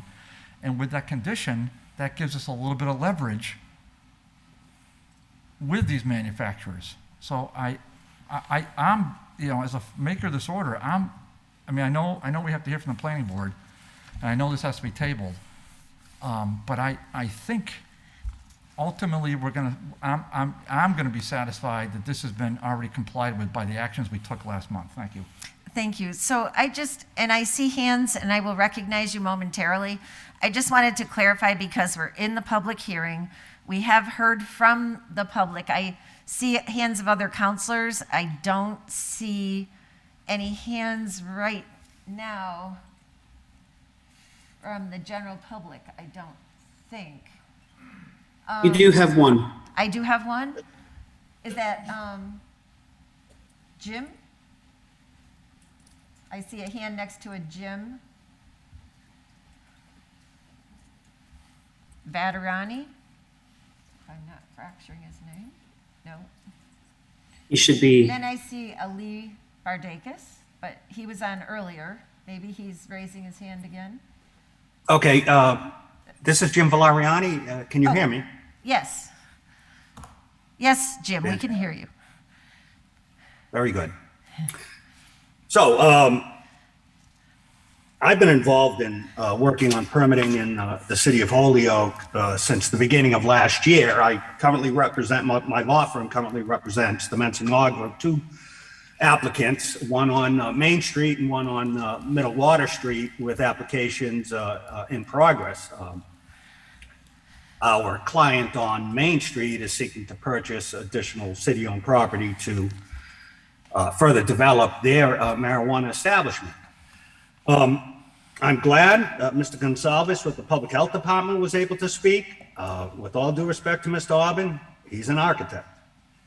And with all due respect to everybody on this meeting, it's irrelevant what's going on in Colorado, whether it's Denver or Pueblo. It's irrelevant what's going on in the city of Boston. This is the city of Holyoke we're working with. You have laws in place. I understand we're trying to fix an error in those laws with this procedure. Now, as Councilor Bartley just stated, I do think, and I agree, that what's in place now is sufficient to detect odor concerns in the plain language. No odor from marijuana cultivation, processing, and consumption can be detected by a person with an unimpaired and otherwise normal sense of smell at any adjoining use or adjoining property. It doesn't get stricter than that. Just one person calling the building department or the health department saying, I can smell marijuana, will get somebody out there. Mr. Veritakis, just for the public record, can you just give us your name and address, just so I'm meeting yes. the technical The Mensing letter? Law Group, 100, the Mensing Law Group, 100 State Street in Boston, 02109. My name is James Valerian. Valerian, okay. Okay. Thank you. You're welcome, and thank you. I'm glad, as I said, Mr. Gonsalves was here to speak on whatever monitoring systems you have in place in Holyoke for, as he called in particular matter. He knows, Mr. Aubin does not know. So I think this committee is moving in the right direction, but it has to be very careful about the information it relies on in reviewing changes to your zoning ordinance. Not only must it be based on expert material, but it has to be consistent with state law. So right now, your setback requirements, again, disregarding the error that says no marijuana use can be next to any use, which is violates the zoning act. In Those many, will be many ways. items 6 and 7 further on the agenda. Okay. I would want to add that under 94G, the language on allowing municipalities to collect community impact fees allows those fees to be used for reasonably related to real costs imposed on the municipality due to the establishment of the marijuana facility. Now, this city has collected a great deal of money from those community impact fees over the past several years. That money exists, and it has to be used to offset impacts from the marijuana industry. So there's a boatload of money there that can be used to hire additional public health representatives, building representatives, planning representatives, consultants to monitor health concerns. You have the wherewithal right there. So there's no need to, in my opinion, to try and take on this council or this planning board to take on this effort to figure out when marijuana is odorous and a nuisance. You need to leave that to the experts, which you can hire with those community impact fees. So right now, your ordinance has a 200-foot setback from schools measured from door to door. I know the planning board submitted a recommendation in December to this committee that was, I thought, reasonable and correct. Perhaps they have other recommendations they'll make tonight or in the near future. But we should really just focus on fixing the use table issue. You've got control of odor with the language that's current in your ordinance, and the city should simply strictly enforce odor concerns. You have the power to do it under the zoning act, under your ordinance. There's no need. Okay, Councilor Bacon, thank you. Our clients have spent millions of dollars already acquiring properties, and we're not going to get thrown out of town because somebody can sniff a joint, a half a block away. It's just not going to happen. Thank you for your input. Thank you. Councilor Murphy Ramboletti, you have the floor. Hi, everyone. Let me lower my hand. That always drives me nuts. Okay. Hi, everyone. Good evening. I will try not to take up too much time. I'm going to, because we're in the public hearing specifically related to odors, I'm going to keep my comments to that topic and know that we have a couple more public hearings coming up soon. So, for what it's worth, I just really appreciate the conversation tonight. It is not really a black or white issue. It's new for all of us. And so I can definitely appreciate some of the points that Mr. Aubin has made this evening, but also our previous speaker made some very good points as well. For me, what I want to just highlight as it relates to this is that, to me, this conversation actually points to a larger issue that I have brought up in previous months and previous conversations when I was running for office. This really feels like it can be a matter of congestion, so to say, in our community, and where we have currently allowed for marijuana establishments to be created. If some of you, for those who are watching, may not know, right now it's only permitted to the IG zone, which is where Mr. Aubin's building is located. It's also where another individual tonight, and the name's escaping me, sorry, we've been hearing from so many great people. But this is where cannabis is currently allowed, and it's definitely a pretty densely packed area. And so there's just a couple things I want to call attention to. I just think this is really indicative of what happens and why we should consider how restrictive our zoning is. Because when we talk about the certain marijuana companies that are causing odor issues, if you really look on a map, they are pretty close to each other. And that is definitely something that I think we need to recognize. Now, that being said, I know that zoning is not going to fix all of these issues. And so it is really important that we have these conversations and we utilize technology that currently exists. It was great to hear from the Board of Health at the public safety meeting about some of the efforts that they're doing. I think all of these conversations can happen together. I don't think it needs to be one or the other. And so with that, I'm just going to end with, I've been reviewing a lot of different opinions issued by and guidance issued by the CCC, and as our previous speaker was mentioning, some of the experts. And so the guidance from the CCC on equitable cannabis policies for municipalities, that has a section in there, and it says, I'm just going to quote it briefly. Overly strict local zoning in other states has also led to complaints that cannabis businesses were crowded into small sections of a municipality, often areas with a vulnerable or low-income population. One study examined the locations of medical marijuana dispensaries in Los Angeles and report that dispensaries were located in primarily commercially zoned areas with greater road access, density of off and on premises alcohol outlets, and percentage of Hispanic residents. And I can follow up and send this document to the committee. I apologize for not doing that in advance. I just think this conversation in general is something that we need to keep having, but we need to also recognize some of the reasons why we are having this conversation. And so I hope, I did file an order in January that would hopefully, start this conversation around, can we take a look, now that we're a few years into this industry, can we take a look and see if our zoning is really benefiting our city, or if it's getting in the way of, the quality of life issues, and really seeing if we can step out of our own way. So those are just my thoughts tonight, and as it relates specifically to the odor control issues. So thank you, Thank you, for Councilor. the time.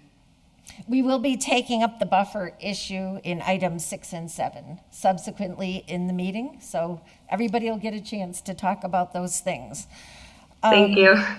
So what I wish to just note and clarify in the public hearing is, as was read into the record, our current ordinance only states that no odor from a marijuana cultivation, processing, or consumption can be detected by a person with an unimpaired and otherwise normal sense of smell at any adjoining use or adjoining property to the marijuana establishment.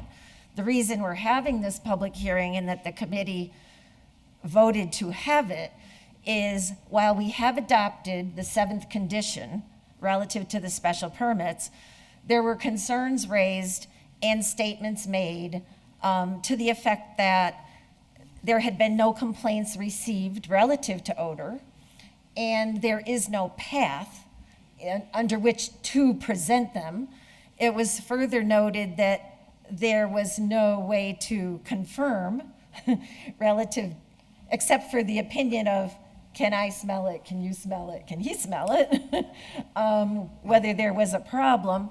And so the purpose of us looking at the ordinance isn't so much to try to become scientists and figure out all the details of it, but rather to create an ordinance that gives the public a path to follow if there is a concern, that gives a path for how to fix it if there is a problem identified, so that we end up with a win-win.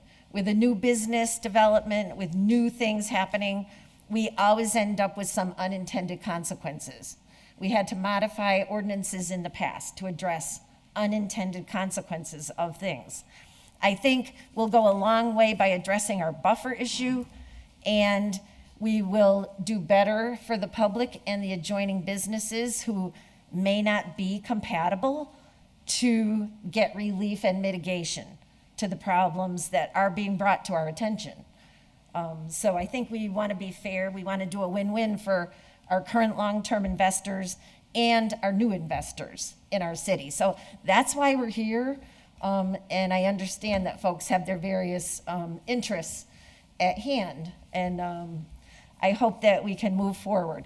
I understand that our planning staff has been working on language and looking at this matter over a few months. And the only hand I see raised right now is John Aubin. You do have some among the attendees. Hang on, I do see a Lori Solomon. Whoops. And, whoops, my list is moving on me. Okay, JR. So I will recognize people we have not heard from yet. So I will recognize Lori Solomon. Hi, Lori Solomon, 192 Walnut Street. And I know people have different feelings on cannabis businesses, and it's become really clear to me who stands where. Because it seems to me, having watched this for a while now, that some speakers who I guess are in favor of cannabis businesses tend to get cut off, and those who are against it seem like they get to go on and on and on. So I would just love some clarity on how long does the public get to speak, and does it matter where they fall down on this issue? That's all. Well, as the chair, I will say, if I've heard a person make the same point 3 times, I tend to move on to the next person. It's not really based on what their position is, it's have we heard the information that they wish to share. Thank you. So now we will go to JR.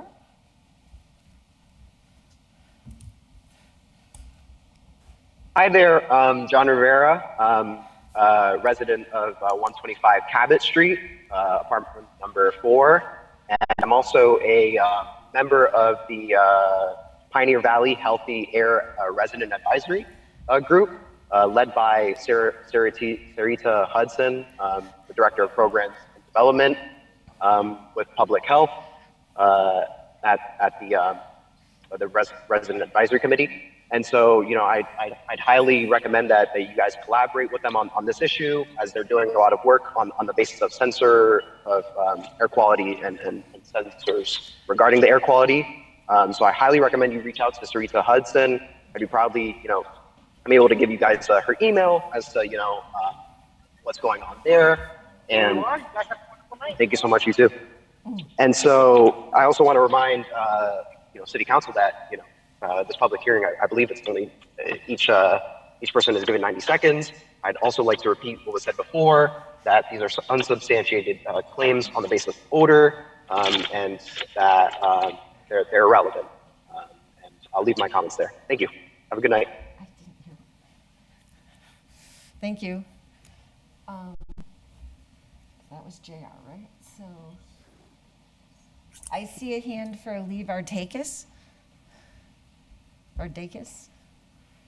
No, I have nothing to add. I'm just Okay. listening. Thank you. Thank you. Nev Capron?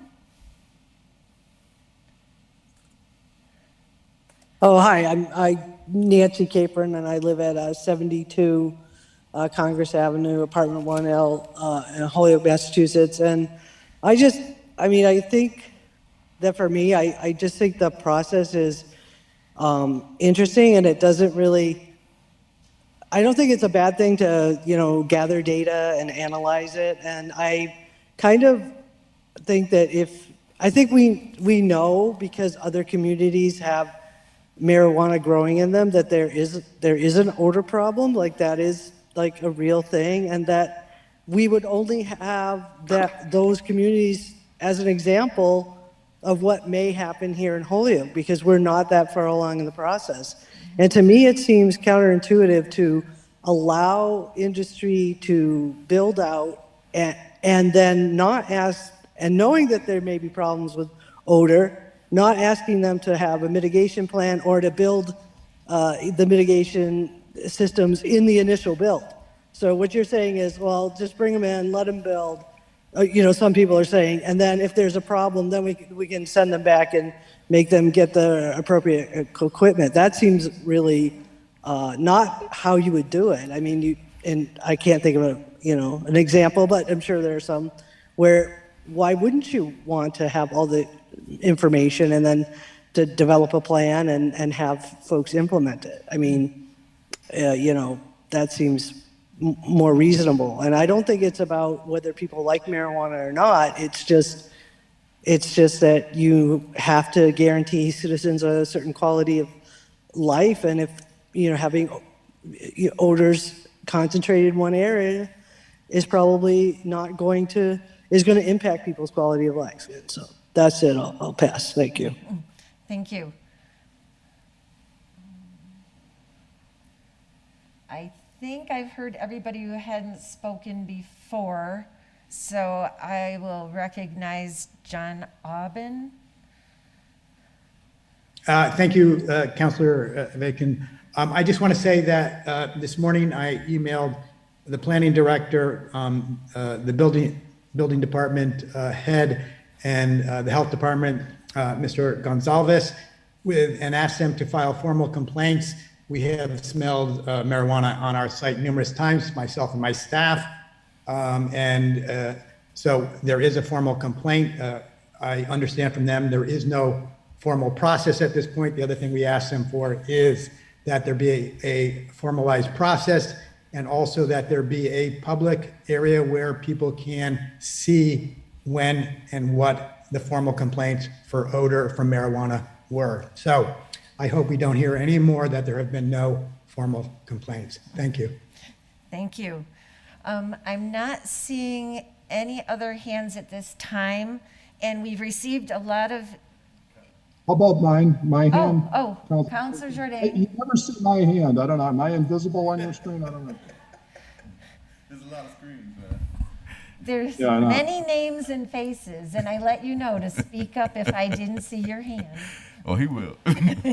So if that makes one of the former speakers feel a little better, you and I are good friends, and you don't recognize me often, so that's okay. Hey, I just have a couple points. One is John Aubin's reputation speaks for itself. This guy is a first-class person. He's a first-class contributor to our community. He's actually one of the smartest people I've met in Holyoke politics. So I don't want anybody besmirching John Aubin, that's for sure. Any contributions he wants to make to this discussion, everybody can have their opinions, but John Aubin's top shelf in my book.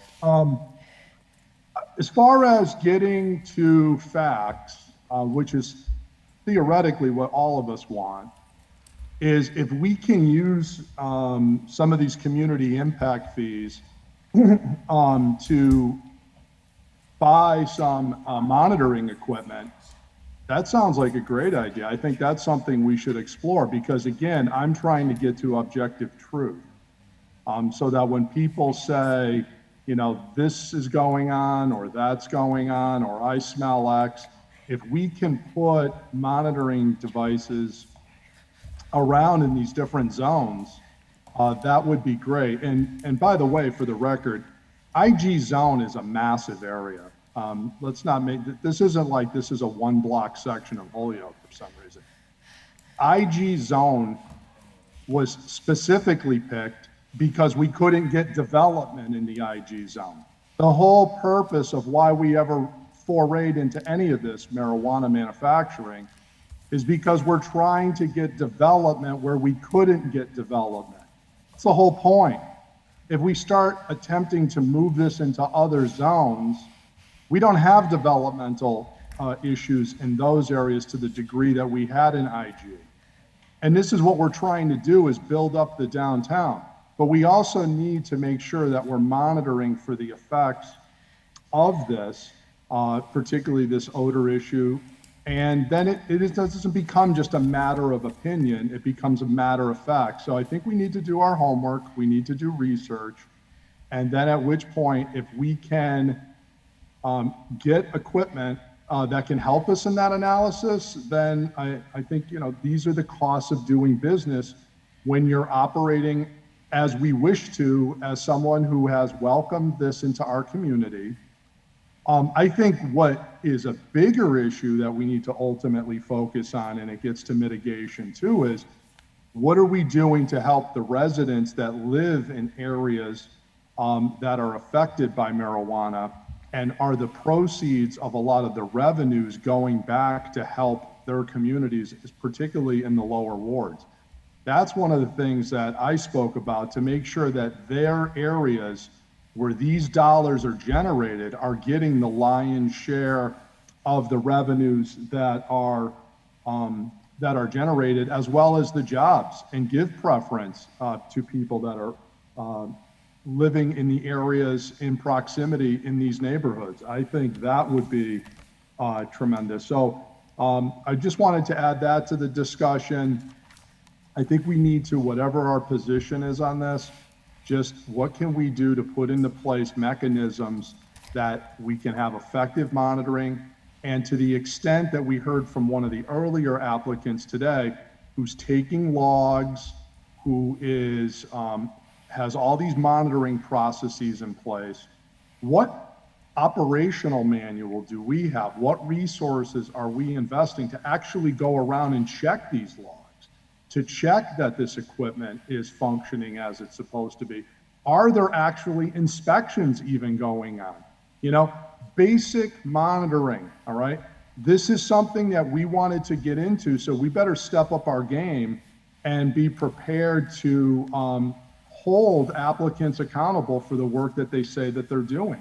And if we do that, we'll be in a much better place. So it may not be, you know, I'm sort of agnostic at this point on what the regulations, if there's even a need for further regulation, but the question gets into the monitoring, and does that mean more equipment that the city could purchase, or is it also checking and inspecting the processes of the applicants that we have in place? So I think we should consider that as well.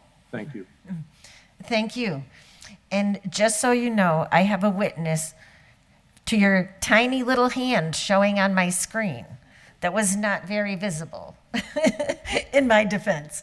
But I trust that we have heard from everyone tonight who has raised their hand.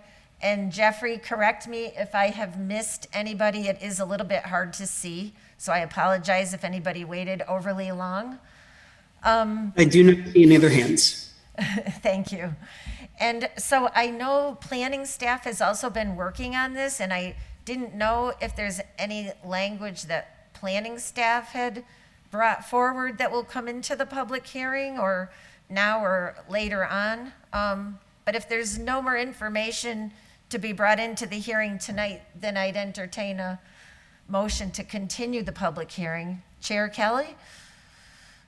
Yeah, to my knowledge, you have nothing to add this evening, Counselor, but I concur we should continue the public hearing. Thank you.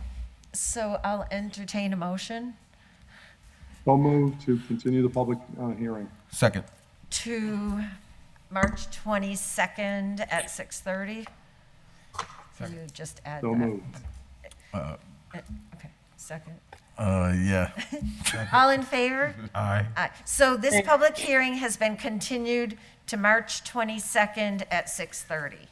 Thank you all very much. I think we've, I have to take a, oh, sorry. I think, entertain a motion to continue public hearing of the planning board to March 22nd, 2022 at 6:30 PM. So moved. The second of the motion? Second. All in favor? Aye. Okay, thank you, folks. Thank you, Counselor Bacon and the rest of the counselors for your hospitality. And thank you. Have a good evening. Counselor Bacon, before we leave and you go on to the next one, I just want to let you know that the planning board has continued your next two agenda items until the 8th of March to be held jointly, if that's possible. Are you referring to the planning language that's our item 8 and the buffer language that's 6 and 7? Yes. Okay. And you said March 8th. Yeah, and if you just Thank want to you. let me know if that's not possible, we'll just open up our hearing and continue it until the 22nd. March 8th is fine. We are already scheduled to meet on the 8th. Okay, perfect. Thank you. Thank you.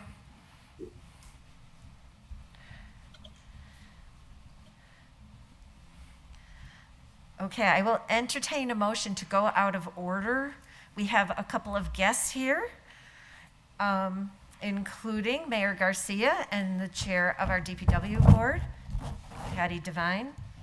And they are here on agenda items 12 through 16.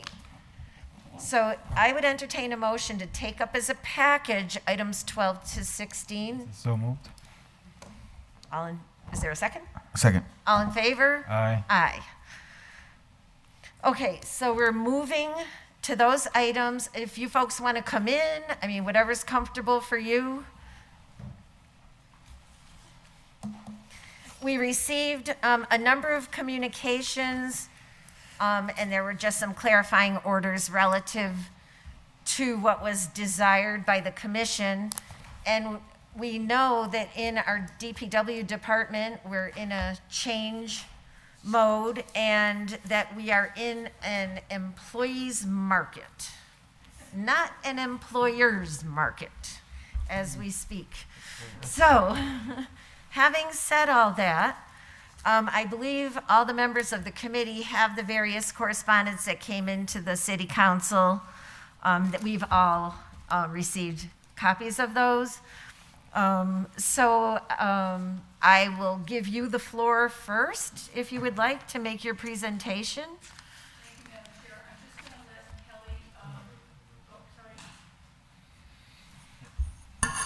Kelly from Personnel, let her know that she can zoom in. Okay. Okay? Mm-hmm.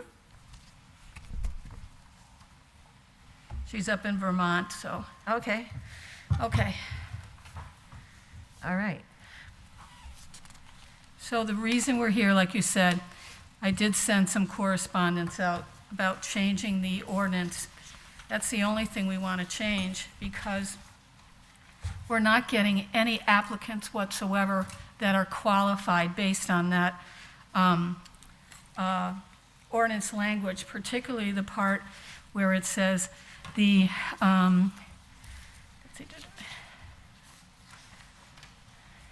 okay, that there shall be a, I'm just trying to find my place here. There shall be a civil engineering, and it's the word shall and the word civil engineering that we're looking at. So what we did, we asked people like myself, the city engineer, the acting superintendent, to let us know what's the best way to go about this so we can expand our our reach because we weren't getting any applicants that were qualified.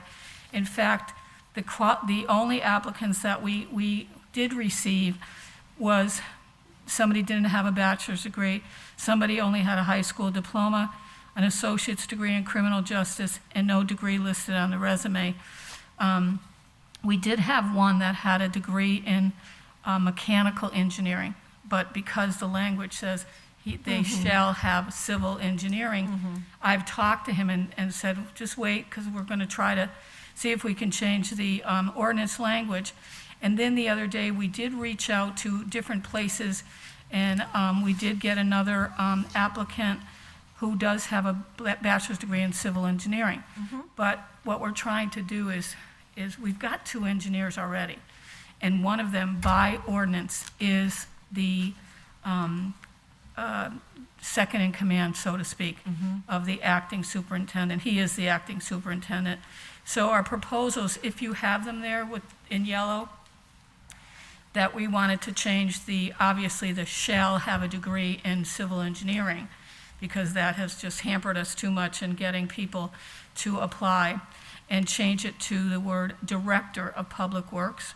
That's the first yellow spot that you have. And then everything there is the same until you get to the words and engineering, which is like the 5th line. And we've added, shall also include the general supervision of the day-to-day operation of the Department of Public Works, including but not limited to the management of the parks, cemeteries, sanitation, forestry, central maintenance garage, and the city fuel station, and all duties related to the Department of Public Works.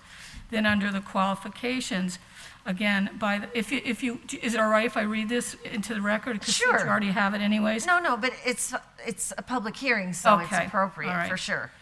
So prior to his appointment by the mayor of the city, the director of the DPW shall have a minimum of 5 years public work administrative experience with a strong concentration and knowledge of laws and regulations governing municipal public works operation or related public or private utility management experience, knowledge of public works construction, budgeting, contract administration, public procurement, and labor compliance, as well as understanding of the principles of labor contracts and collective bargaining agreements.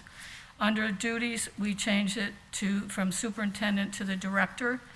And the director of Public Works, under the direction of the Board of Public Works, shall supervise all the work of the Public Works Department and shall have the sole charge of carrying out the order and policies of said board. These duties include, but are not limited to, the construction and maintenance of highways, bridges, sidewalks, sewers, drains, and public buildings, the collection and disposal of refuge, flood control, sewage treatment, and we wanted to add, shall also include the general supervision of the day-to-day operation of the Department of Public Works, including but not limited to the management of parks, cemeteries, sanitations, forestry, central maintenance garage, and the city fuel station, and all the duties related to the Department of Public Works. And we also added to appear before the city council on matters relating to the Department of Public Works.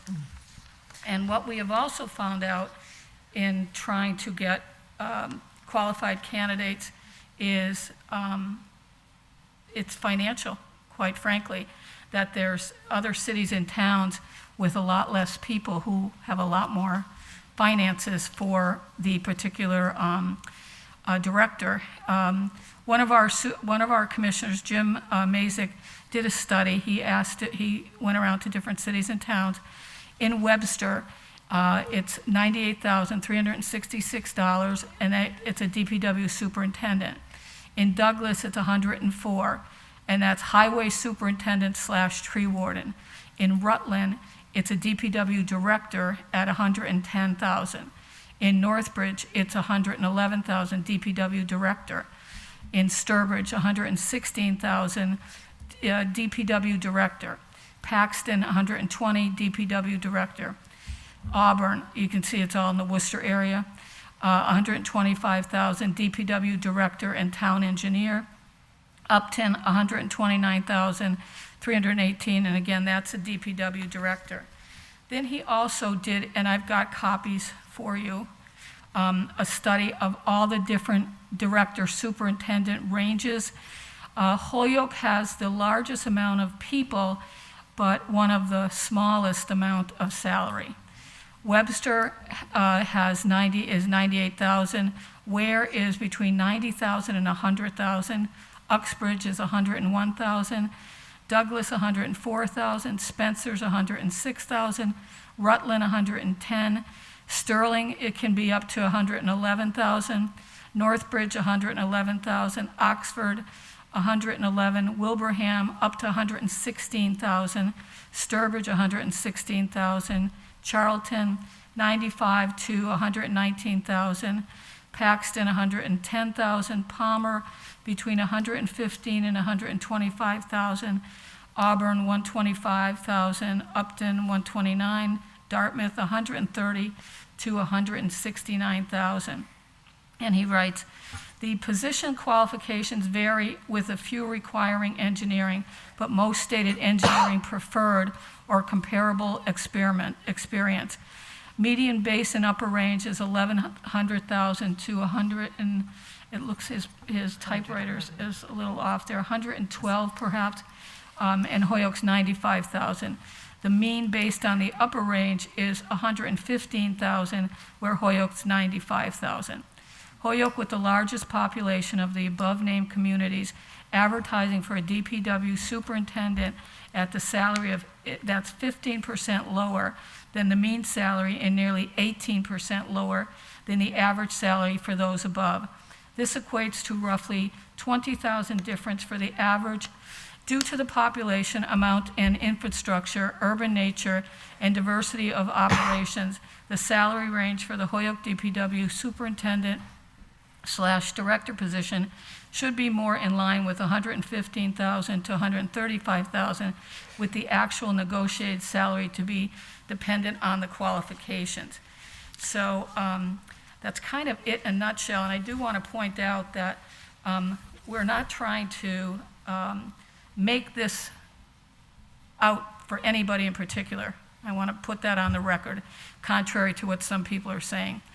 And I don't know what else to tell you, but we're not getting any applicants. We're having a really tough time. I did go through with, ask for suggestions. Parent gave us suggestions. Jose Garcia has been there for 26 years. He knows the DPW, and he gave suggestions. So that's kind of where we're at right now, is trying to change just that section, and with the other additions that we've given you. And so what is the range for the position right now? Right Our now. range? Right now, let's see. No, that's the pay, but what is the range? Let's see. It is between 90,000 and 95,000 a year. And it's a 2-page job description, Okay. which we're not looking to change, other than the part that does, under experience required, it does say a bachelor's degree in civil engineering, required in accordance with City Ordinance 2-2. Okay, okay. And was that position evaluated by the attorney that's our consultant relative to the old salary study, do we know? I don't know, Linda. Because, back in the day, they rated Right, them all and graded them all, but I'm not sure if that position was included in it or not. That I couldn't tell But you. we do have internal resources through our Right. legal department relative to that. Right. But that's not what we're here for today, so. This is, I don't mean to do this. No. Kelly's on the thing. Yeah, I just wanna okay. See if she's gonna. So I take all your points, and I've looked at all of the correspondence that was put forth. And the feedback that I would give is, I'm totally warm to making it flexible, but I really would like to see the engineering qualifications left in as preferred, with the idea that equivalent experience, successful experience, could be substituted for. We also have 2 engineers. Well, One's a civil, I think both of them are civil engineers.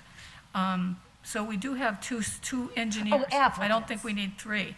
No, Bob. Just my professional opinion. Well- Personally, you mean in the department? Yep. But I've heard, and I haven't verified it, I verified it with one that he's leaving, and I've heard that the other one is leaving next month. Yep. So it seems, I'm sorry? No. I we have- can't hear you. So my understanding is of the two that we have now, they are both leaving. I think Bob is on Zoom. Perhaps Bob could explain that. Well, Bob Grant? I understand Bob's here till June. Right. And I understand our other engineers leaving in March. I'll let him go. But I'm just putting it out there, but that's not like really what we're here to discuss, except for, I think we want to keep it in as a preferred qualification, but not make it a shall, Okay. and not make it a must. Okay. Got it. Make it a preferred, but if you have an applicant that has Absolutely. equivalent, relevant experience and da-da. With all the other can things be that- substituted for, Okay. is a way to keep the qualifications that you really hope to get and allow you to hire somebody who might be a really good candidate that doesn't have the perfect letters. And it is the mayor's hiring power. It's the mayor's appointment. And I mean, I'm all for giving flexibility, but Yeah. I don't want to water the position that we're talking about as such an important position. Right. And then say, well, you don't need a degree and you don't need this. Yeah, we're and not you don't saying, need that. we're not trying to water it down. We're not trying to give it to anybody in particular. No, no, We're I trying just, to get a reach out there so Yeah. that we can get more applicants. That's Yeah. all we're trying to do. I'm only responding to the highlighted Right, language that I saw that eliminated all degrees. right. That's all. But I'm hearing you say that you'd be, Again, I'm thinking that you're warm to leaving it in, but saying preferred rather than shall. Well, when you put, again, we can speak to, I'm not an engineer, but is a civil engineer required, or does a mechanical engineer, or do other types of engineers qualify? Well, all I can tell you is I have a nephew who's a mechanical engineer who That what? says, who's a mechanical engineer who says that's a whole different world I would think. than a civil engineer. Right. That's all I know. That's the extent of my knowledge. Madam Chair, if I may, for Councilor Rivera. for clarification, so what you're suggesting is, and I kind of, I'm hearing it too, I kind of agree, where it's like, we make it so that we have regular qualifications, and then on the bottom of it where it says preferred qualifications, right? And then within that, we incorporate the language of the civil engineering piece. Mm-hmm. So that way, when they first look at the application, it just says what the qualifications are, and then on the bottom, it will say the preferred engineer piece. So that Well, way, when they market it, you know what I mean? right, but, I so, think, I understand where. I know what you're saying. You want them to keep looking. Right. Well, I'm just. You don't want them to stop reading because they see. Well, that's Right? a piece of it, right? But I'm just trying to understand what you were trying to say with incorporating Okay. it into it at the same Oh, time okay. as keeping it like Okay. loosening the reins, if I may, right? All right, And all then right. still incorporating the engineering piece and still having it there. Okay, so just Madam Chair? a way that I would say it. Counselor Givner. It sounds to me like we need more applicants. I think that's pretty obvious. When looking for positions or applying for positions that require various degrees, many will accept however many years of experience in lieu of degree. Right. So I think that's the kind of language we're probably looking for, so we can eliminate the hard stop, considering that we're not offering as much as other towns for a considerably larger city. So I think we really need to keep our eyes on the fact that we need this position filled, and we want the right candidate, and that we should accept experience in place of education if it adds up. Mm-hmm. And that's what we're talking about. So, well, Counselor Rivera is gone for the moment, but one way of saying it, but I think what I'd like to do, if we're agreed in concept, is then we would ask legal to draft it into a form to modify the ordinance. But one way of saying what I was saying would be for qualifications to say preferred qualifications, and you want to change it to Director of Public Works from Superintendent? I think director works better, especially if you're going to look for experience, not necessarily a degree. Yeah. As Counselor Givner just said, director seems to be a better place for this. And then with the 2 engineers that we would have, you know, we could certainly use that word director for, one of the engineers is the acting superintendent by law, by ordinance, to change that to the acting director of the DPW. Yeah. Instead of superintendent. Yeah, and so for clarification, my thought on the language was rather than say shall have, say has received a college degree in civil engineering, and this is under preferred rather than required and shall have. And administrative experience, because you want that. Yeah.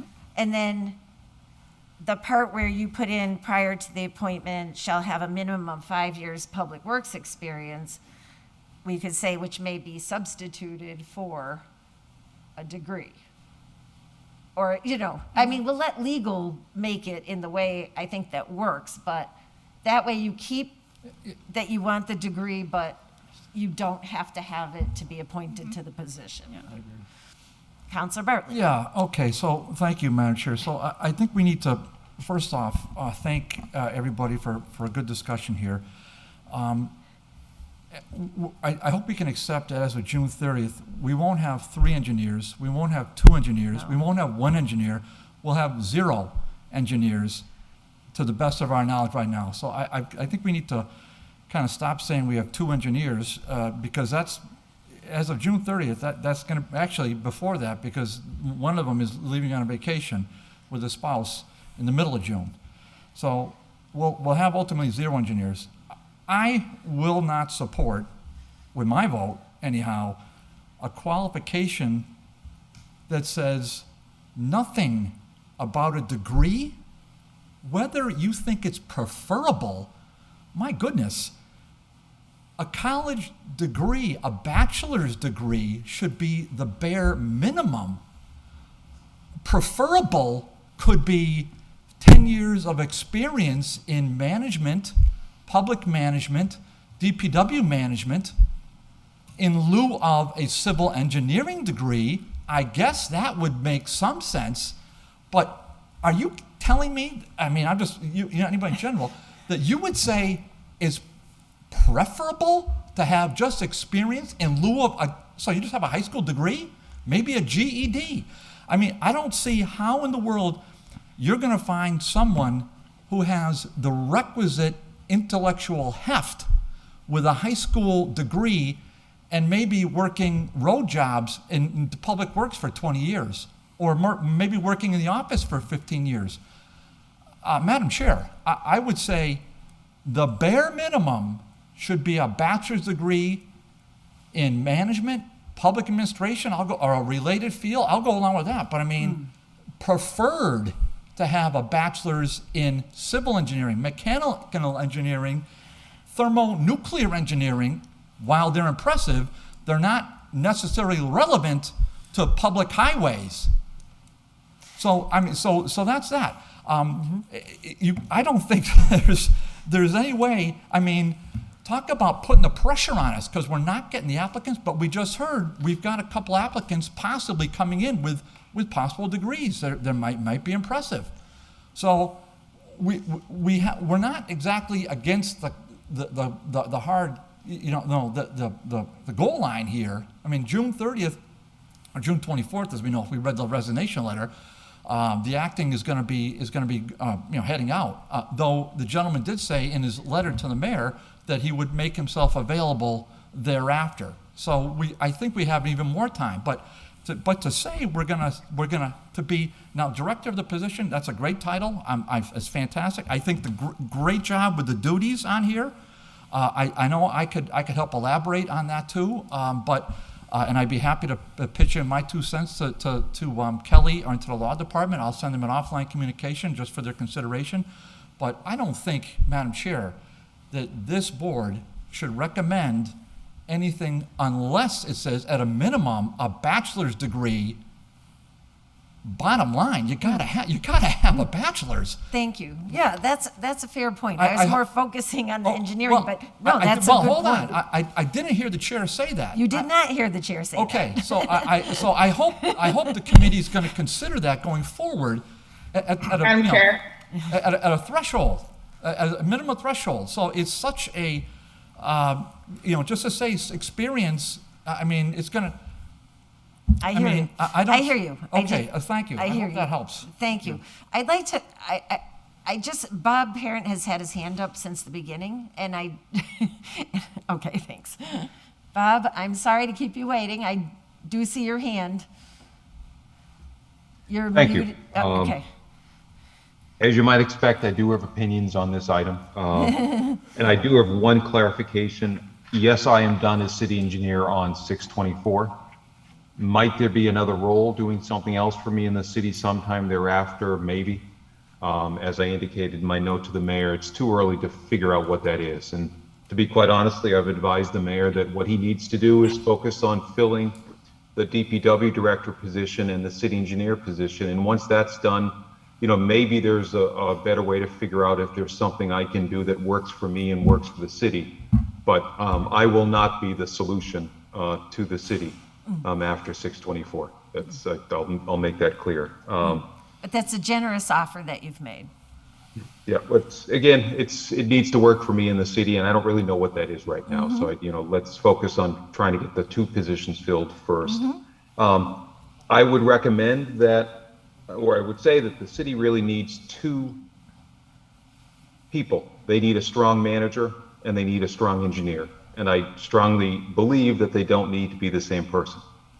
You could get lucky and perhaps you might find the same capabilities in one person, but that greatly reduces the labor pool or the applicant pool that's out there. I have worked in this field, in this area for 30 whatever many years now, so I know most of the people in these positions. I know most of the communities. Looking through the communities, it's really the norm for the DPW director not to be an engineer. Chicopee, Liz Batella is an engineer. She used to work for me at Time Bond. Very good engineer, very good DPW director. Springfield, Chris Signoli. Chris used to be a competitor of mine. He came out of the consulting business as well. He is an engineer. I believe Gilbert Mooring in Amherst is an engineer, and I believe the DPW director in Worcester is an engineer.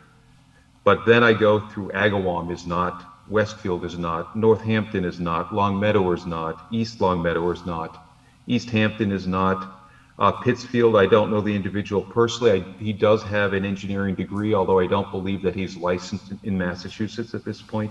North Adams is not, Williamstown is not, Greenfield is not, Lee is not, Lenox is not. So I believe strongly the city needs a good engineer, but that a good engineer does not need to be the manager. We also need a good manager. So could you share with us your opinions? Because, we've been talking about, okay, so the person, we want to take out the language of shall be a civil engineer.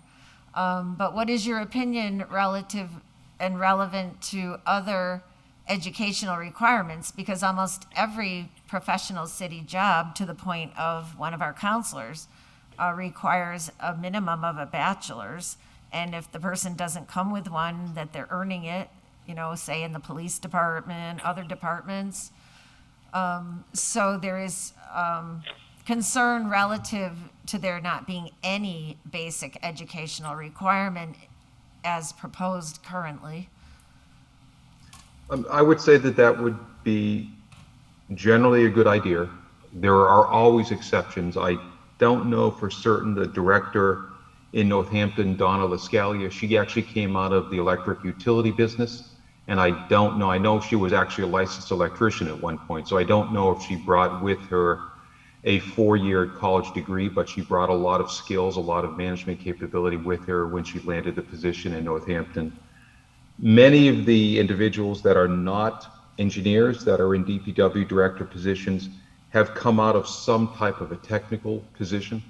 Many of them, for instance, might have been involved in operating the wastewater plant or the water distribution facility, or something that gave them a knowledge of public works and what they were doing, and demonstrated the ability to be a good thinker, good reasoner, technically savvy.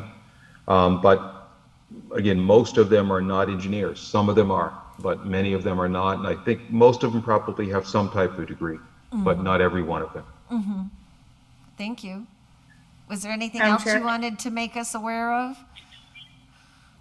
And I just will reinforce that there's two parts of solving this problem. One is what we're talking about tonight, which is my recommendation, removing the engineering license and degree requirement from the ordinance. And two, which is not the focus of tonight's meeting, is the compensation piece, and that's real as well, without a doubt. And you need to be able to, both of those are impediments to hiring the right person or having the right people apply for this position. Thank you. Counselor Givner? Yes, thanks, Madam Chair. I just wanted to mention that my first career was in higher ed admin. I directed a continuing ed program and an undergrad program, and several different types of academic programs, but in all programs, there were instances of students coming in and earning college credits through outside experience, whether it be through military or business experience or otherwise. I just wanted to highlight that I think it's very classist to say you have to have a bachelor's degree to have any sense and be qualified for a position. Information comes from a lot of places. The trades are very hard and require learning and studying and memorization, learning of systems and components. So I think we should be very careful about requiring anything specific, because I think we all know that just because you have a bachelor's or a master's doesn't mean you're that bright. So information comes from a lot of places, and I think we have to think of this a little more well-rounded when we're looking for someone to run and something so important in our city. So I think the language is definitely important, but I think we definitely need to work in a way to include experience in place of traditional education, because we might find someone with 10 degrees, we might find someone with 82, life experiences that add up to 20 degrees. So I think we need to really keep that in mind. Thanks. Thank you. Counselor McGivern? And I see you, Counselor Jordan. Thank you, Counselor Bacon. And I think Counselor Jordan's got to change his hand a little bit because it is very, very light, Kevin. Just real quick, because I'm just a thought to work into discussion and a concern here, because I kind of think everybody's making good points to what's at hand before us. To me, what's important is that the director, and we've done it both ways. Going back to the years when we had Craig Dolan, who was an engineer manager, and Dave Rundle was our engineer, and there was an assistant engineer in the department. But in those days, the engineering department stood separate from the DPW, so to speak. We redid the ordinances, and as we said earlier tonight, the engineer is also the assistant superintendent. And my concern is that we need, and Bob said it perfect, a strong manager to be the director of the DPW. But we also need to keep in mind that the director of the DPW is over the assistant superintendent of the DPW. Right. So we can't have an engineer who has a stronger qualification background than the manager, or it's just the chain of command just isn't going to work. So I really think a big part of this is salary.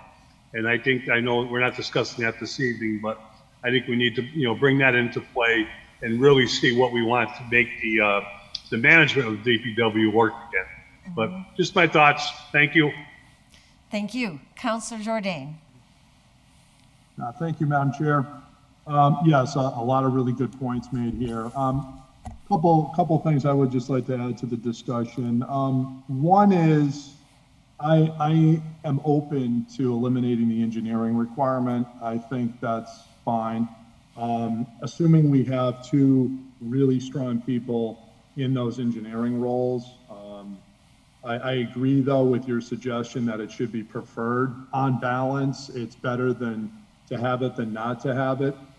But as far as the actual educational requirement go, I think you absolutely would need to have a minimum of a bachelor's degree of some related field, particularly management, I think would be extremely helpful. I agree with Bob when he says, you know, we need someone who's a really strong manager. I see that as the number one category. Obviously, someone who knows the duties of the people that he's supervising. I tend to be of the mindset when I work in the private sector that anybody that works for me, that reports to me, I need to know their job as well as they do, because how can I coach them? How can I mentor them? How can I ensure that I'm getting the top performance out of my people when I don't know exactly what it is that they do? So we need to make sure that someone has an extremely strong base of not just management experience, but specifically work experience in this area. I would suggest to you that means at least a minimum of 10 years of experience. 5 years is just not going to cut it. Again, this is a highly technical position. There's a lot of extensive reading and comprehension that is required. There's also a significant requirement to make presentations and to understand very complex concepts and calculations. For example, one of the things that I have been highly critical in the past is the sewer contract. We have a very extensive contract with Suez. That, to my way of thinking, has not been properly evaluated by the leader of the DPW, has not for quite some time. We need someone who can read that and make appropriate responses. The city currently does no independent analysis or evaluation of this very comprehensive and, I should say, extremely expensive relationship we have with this company. In excess of $7 million per year. And this director, when this was all designed back in 2005, they saved $100,000 a year by saying, oh, don't worry, the DPW superintendent will do that analysis for us, so we don't need to spend $100 grand, okay? So I also agree, and I am in the school of thought that yes, I'm open definitely to higher compensation if it gets us the right candidate. We need somebody, if that means we have to pay an extra $20,000 a year, so be it. That's fine, that's chump change. If we can get the type of candidate we need that can do this type of work, so we don't have to hire these various consultants and things to do this type of work. We also need to have somebody who has strong organizational behavior skills so that we make sure only the best people under them are being hired. And that comes from significant work experience, and I would submit to you from education. And I do agree with the statement. I've met many quote unquote educated people who aren't particularly common sense and not the brightest bulbs in the tree, for sure. I've certainly met my fair share of those people in the world. But on balance, it is better than not, significantly more so, to have a basic basis of knowledge, writing comprehension skills, oral communication skills, and significant mathematical comprehension skills in these positions. It's a highly, highly technical job. And I'm concerned that if we dumb the job down too much, and what I'm starting to hear is give it more money and dumb down all the qualifications, we're not going to be in a good place. I'm okay with the suggestion, and I think Commissioner Devine did a fine job of presenting that information. and I'm with her on this engineering piece. And I'm with her on considering the salary piece too. But overall, I think we need to consider more money in lieu of dumbing down the job. The rest of it, I'm very supportive of. I think I'll leave it at that. But I also am kind of curious to hear what we're doing to advertise for the job. I will say, and this horse is likely out of the barn, but I, and have always been, a residency preferred person. I also think that should be in there. You know, we continue to shoot ourselves in the foot when we continue to chase our jobs out of town. You know, Holyoke is quickly becoming a nice place to visit, but I wouldn't want to live there. And we as leaders continue to reinforce that here by speaking so vocally against our own residency rules. I see Springfield goes in the opposite direction. It strongly enforces its residency rules. And whereas we, on the other hand, when we're not weakening them, we're speaking against them. And it should be noted that $100,000 salary in a community like Holyoke versus $115,000 in Wilbraham, okay? The cost of a home in Wilbraham versus the cost of a home in Holyoke, these other communities that were mentioned, you know, you start going out to Worcester suburbs, the Boston area for homes. I mean, the cost of homes are literally double what they are to cost in Holyoke. So yes, that's why they're getting an extra 15, 20 grand a year, because those communities are extremely expensive to live in. Holyoke is getting to be an expensive place to live in, but by comparison to those communities, is still more affordable. So I think we also should encourage residency in these positions beyond just the fact that it's one more person buying a house. It also invests the person in the community. It also makes you sensitive to the on the street. You're living with the results of your own work. I'll give you a good example. Why are elected officials? Why is the mayor a resident of Holyoke? Why are the city councilors residents of Holyoke? There's people a hell of a lot smarter than us that we could do a nationwide search and bring them in here to run Holyoke. I submit to you, we keep doing what we've been doing for so many years. We probably will have that anyways with receivership. But I could tell you that we have residency for elected officials because we're vested in the community and we live here and we walk the streets here and drive the streets here every day. These key positions, that's also important. And I'd like to see residency, if not required, if that was all weakened before I came back on the scene. But I would also like to see that as a preferred credential. Thank you. I think the mayor wanted to. Oh, make it I'm now. sorry. I'll I'm say sorry, Mayor Oh, Garcia. really good. You've been Really very good conversation. patient. I didn't mean to go in a big circle. No worries at all, counselors. I just wanted to quickly just clarify, Councilor Bartley's, when we were talking about the engineering positions, we were talking about the positions, not necessarily the people in the positions.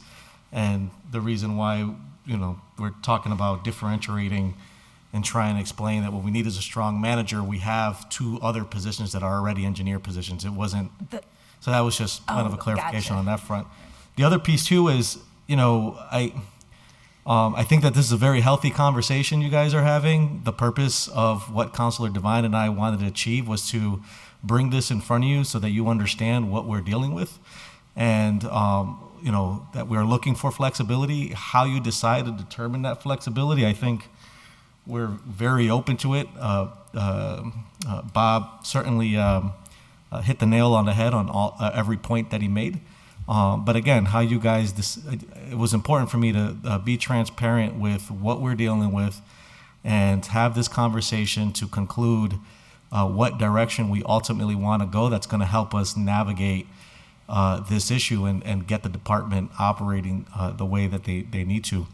I do appreciate the commissioners at the DPW taking their time on this. You know, they're very thinking it through thoroughly and not necessarily jumping the gun at any applicant that that just throws their name in the ring, because we want to be sure that, this is an opportunity that we have to find a very strong, desirable candidate to manage the department that, has a series of there's a lot of work in that department that the taxpayers expect in the city of Holyoke. And so what you guys, whatever you conclude in your conversation, how you want to amend the ordinance to reflect one way or another, whatever it is, just know that our desire is that it's flexible so that we can fill these positions and keep up with the objectives of the department. As far as the residency, whether if it's reflected there or not, it's going to be preferred regardless. It's something that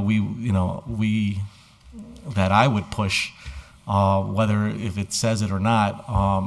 Again, though, it's competitively with other communities, and Councilor Jordan makes an interesting point about the perception, right? We can work there, but we don't want to live there. That's a real perception, and we have to do what we can to curb that, and through other means, except right now we need that flexibility because when we make it mandatory to live within the city boundaries, folks aren't applying. So it limits our pool of candidates dramatically. And meanwhile, the work needs to get done. I think at some point when Holyoke, when we start changing again and we're vibrant and people are dying to move into the city of Holyoke, I could see us having a conversation about amending the ordinance once again and making it a requirement. But we got to pick and choose I'm trying to find a balance, because at the end of it all, there's services that I'm responsible for overseeing that it happens. Right. So however you guys decide, just know that we're certainly very appreciative that you're keeping a very open mind and that you're thinking hard about how you're going to help give us that level of flexibility. So can I ask, I'd just like to ask the question. So I've been trying to listen carefully to all the various comments that everybody's made. And so I'm sort of trying to pull a bunch of pieces together to throw it out to you to see how it plays.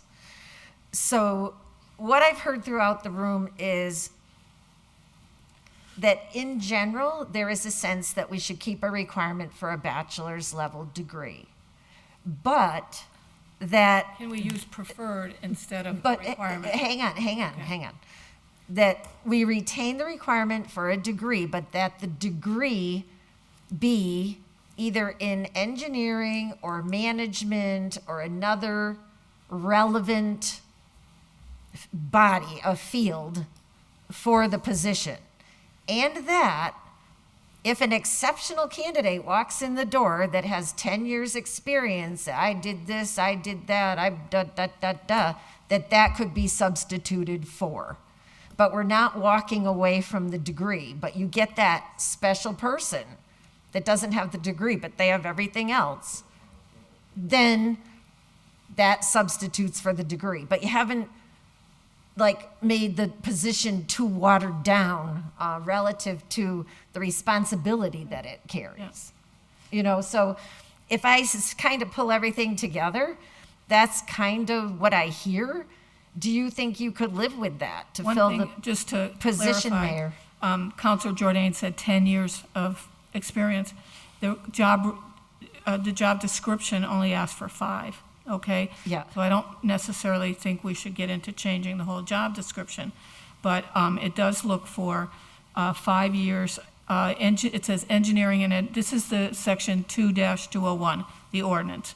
The engineering and administrative experience in public or private employment dealing with public works programs and progressive management experience with municipal projects preferred. So I think if you look at the job description, you may be able to get something as to what we're talking about, what you're talking about for us as well. And like the mayor says, I'm very appreciative. A lot of this came on real suddenly, this job posting has been since October 25th, okay? And we only meet now we're meeting every 2 weeks because of open meeting laws and things like that. So as far as the residency, I think it was a,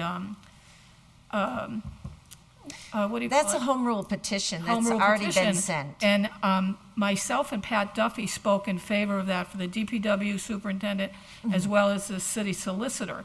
So That's been filed. I mean, that. yeah, you know, that's- so that hasn't been ruled on yet, but that I know of. But we did speak in favor of that, so I don't have a problem with preferred. Right. Okay. I'm with Counselor Givner. I don't have a degree, and I did okay in my life. So I want to thank her for that, because you could have all the degrees in the world. You could have a degree in music. You could go to Harvard. Doesn't mean you're going to be a good manager. So that's just my take on it. I'm not saying that. That's just me. I agree with her. I don't think you always have to have that degree. Well, and and that's a matter of perspective and opinion, and I think we can all cite examples on both sides of that argument. but I don't think that's what we want to do tonight. Right. I think what I would like to do, though, is see if we can come to some agreement on what we might ask legal to craft. Right. Madam Councilor If I Rivera. may, just for clarification, because there were two pieces brought up here. So right now, we're only speaking of the language that's in. To Section 201. Right. Yeah. And nothing is being referred to with regards to pay right now. No, right? no. Because, and will that be something else that comes up later on? Because that's the thing. We vote on something now. Would bring that up. Yeah, so if right now, one way or another it comes in front of you, because let's say we were to post the position for 105,000. Currently in that line item, there's no, you know what I mean? So we'd have to budget gap that difference, come to the council, get a transfer. If we're targeting July 1 as a start date, it'll be in front of you through a budget, Right, but you're hoping before that, right? Well, what I If you mean could. is, in our normal budget process, Right. it'll be reflected there as a budget request in that line item, and you essentially would approve it. So one way or another, it comes to the council. So I guess the question for me is because like I kind of agree in a sense with like what Kevin mentioned. Like I'm for with like giving them more, like increasing the salary and the pay, because obviously this is a position that is highly technical and there's a lot of responsibility for the city overall. To get a good candidate to come in and actually do the job that we want to be done, we got to compete with other communities and towns, right? The only thing that would kind of like, for me, would kind of not bother me, but like it would be a concern, I guess, is if we go up to 105, 107, 110, 115, and the person does not have to kind of live in Holyoke. So like, and I understand that there is no residency requirement, but if there's like some way to like build in some form of benefit to coming to move to Holyoke, like if you get put on right now and you get hired, you'll get 95. But if you move to Holyoke within the first 5 years or first 3 or 4 years, you can get up to 110 or 112 or whatever. That way, that way it's merit based, and you can work your way up to getting. I think you can kind of merit base someone's position and their status as they go on through their career. But in a sense, we could check with legal, see if it's possible. Because for me, it's like if we're giving someone 105, 110 grand, it would hurt me to give someone that much money and have them take it to another community. Now we're competing with other people. Now we're able to bring in the talent, right? If we're gonna pay that much money. And I would hate for after the fact that it goes up that much and we have no control or say so to be able to kind of weigh in on things like that. We can double check with legal on that. Madam. I have a memory that you can't do it based on where somebody lives. Like, you can't give them more money simply if they live here versus there. You can give them a merit raise based on their performance, but we can double check with legal. I mean, to double check it, certainly, but I think that's a swampy place to walk. Madam Chair. Counselor, Perception of this. Thank you, Madam Chair. Maldonado Velez. Wow. So I know, so sort of what Mr. Councilor Rivera was talking about. I believe Springfield has something similar where if you accept a position within their city, you have to move to that city within a certain amount of time. So it won't be, okay. So it's Because not they have a associated. residency requirement. Yeah, so it's not associated with money per se, but it does have the requirement in there. So I mean, I think one of the things with the residency requirement is the expectation that, so if I were to read it and see the application or the posting, the expectation that I have to live in the city currently. So maybe making it clear depending on which, I know this position doesn't have the residency requirement, but I think this is just a general like conversation around like making that clear that residency requirement means you don't have to live here right now, you can still apply, but you are going to move. So just to clarify, we, right now on the books, we do have a residency requirement. And that is exactly what it says. If you accept the position, you have to move here within 6 months. Okay. But the home rule petition that we voted and filed is eliminating that because of For the same the reason. lack of applicants. We weren't getting anybody. Got it. And so we're kind of in this catch-22, which has led to these movements at this time. Cool. So, Yeah, but with the position, are you set? No. Well, so just a couple other points wanted to make too. I agree with Commissioner Devine and what Councilor Givner said. I think there's a lot of different ways to gain experience. So I would love to see something like, although not required, a preference is given to those with some sort of high degree and resident status, but it's not a requirement. So I definitely agree with that part. But I am wondering, like, the 5 years public works administrative experience. So that's what's catching me. Like, what exactly would constitute as public works administrative experience? That would be to Commissioner Devine. Bob probably could give more information on that than myself.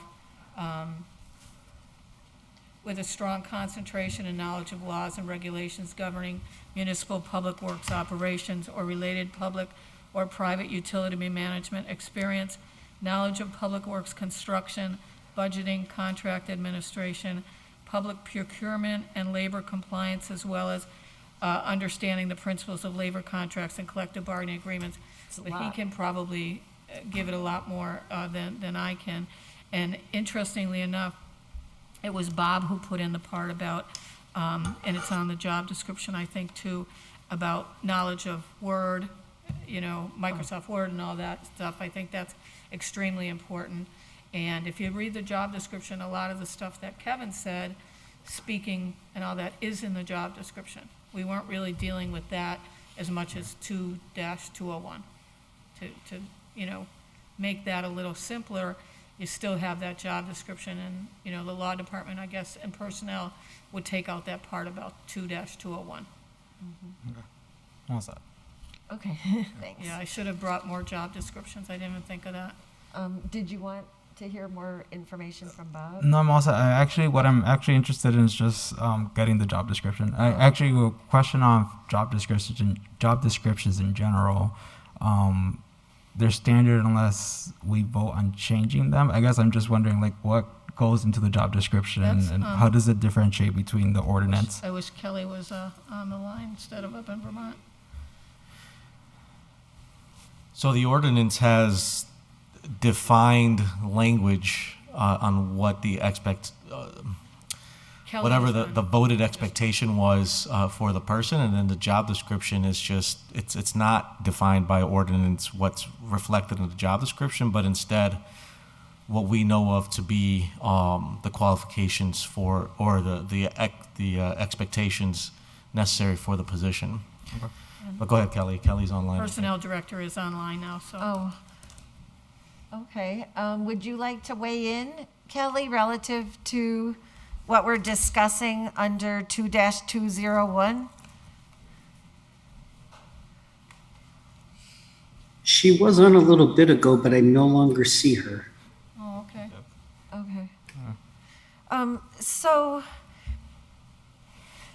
we have, a difference of opinion relative to the requirement for a degree. I think there is consensus that it does not have to be a degree in engineering. Right. However, there's been consistently stated we need a strong manager. Yes. Now, I'm not going to say there can't be a strong manager who has no formal education in management.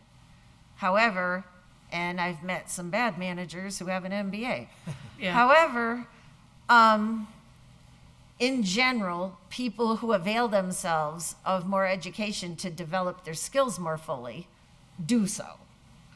And so this is a top leadership position in our city, and I would advocate for keeping the degree, but making it broader. Management, engineering, related field, with 5 years of the experience that you already have there. Right. And then I think you're there, and you can write in language that in an exceptional situation, X years of experience can be substituted for the degree. And that gives you your exception for that exceptional person that walks in, that you're like, wow, I can't believe the person, if you're a believer in degrees, doesn't have a degree. The good news is that at least we have somebody in that position now that's acting, okay? Right now, But yeah. it's the engineering that we have to work on as well. Well, right. And the only comment I would make relative to that is with the HR person, we had to change the ordinance. Well, we didn't have to change the ordinance, but we had to vote within the scale, because that one was in the scale. This position doesn't appear to be in the scale. So I believe, because you have the flexibility with open positions, that you have money you could move. So this would be the time to put the things in the right order. Because I believe right now we're paying our engineer more than we were paying our superintendent, right? So you could fix that. Right. But I would encourage us to keep the qualifications stronger and fix the money, Yeah. rather than set up a new leader of a department to be put in a questionable situation as the leader by the people under the direction, which will also be new Right. as we're moving forward. Right. So I believe if you come in with a transfer with a request to modify the ordinance, you know, given all the information we all have, I mean, we've all seen, right, the comps and how many people are looking for jobs, et cetera, et cetera. Yeah, most of them did have at least a requirement for a degree. So if the committee is warm to that, I would make a recommendation that we would ask legal to put in legal form language for us to modify the ordinance where we keep the degree requirement, but broaden it to engineering, not which type, management, or related field, and there'll be debate about the 5 or 10 Oh, there years it is. of relevant experience Okay. can be substituted for the degree. There will be debate about that, I predict. Yeah.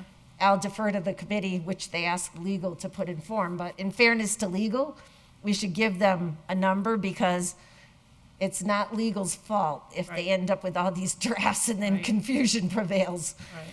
Right. We've heard 10, we've heard 5.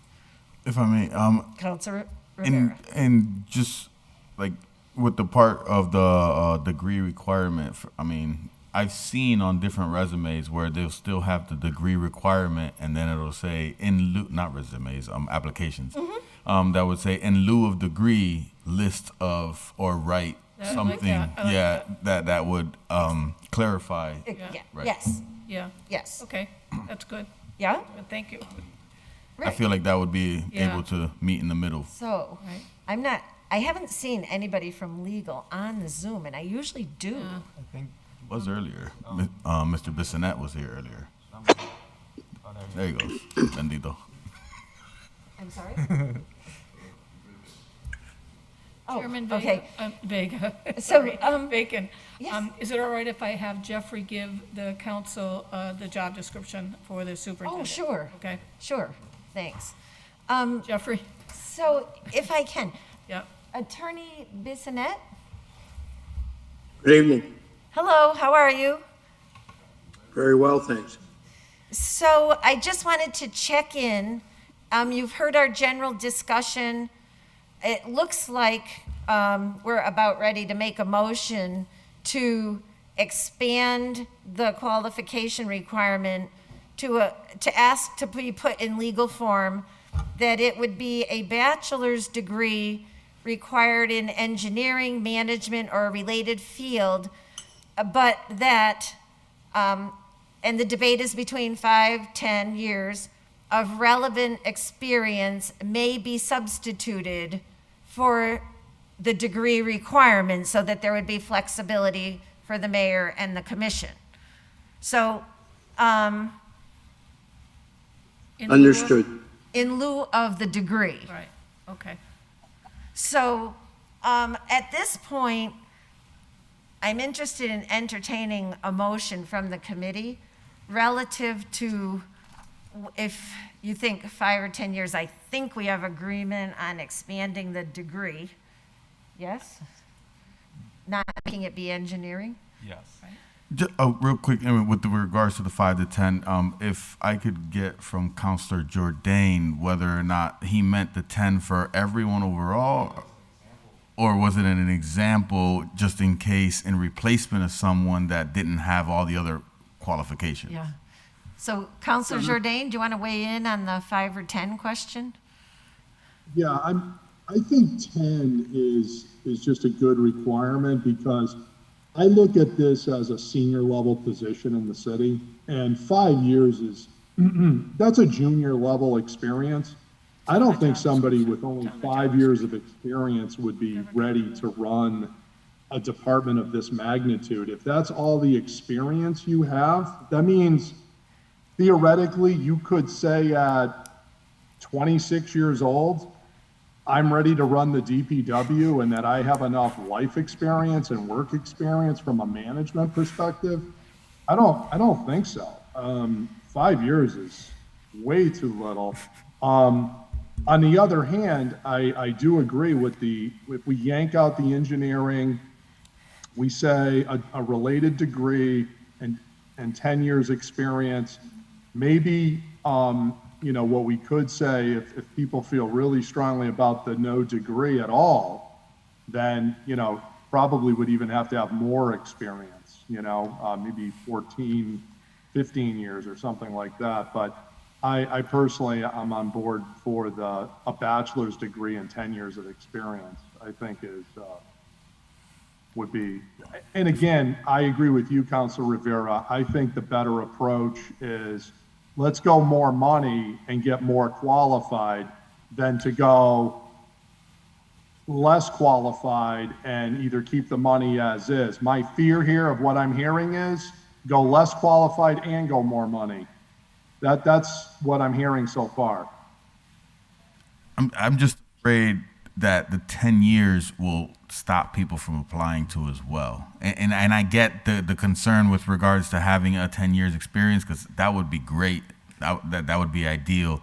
But I hear the 5, maybe we can bring it up to 7 possibly, or a flexible. But with regards to the 10, maybe that can just be like a preferred versus a required, because I myself, I'm 36 now.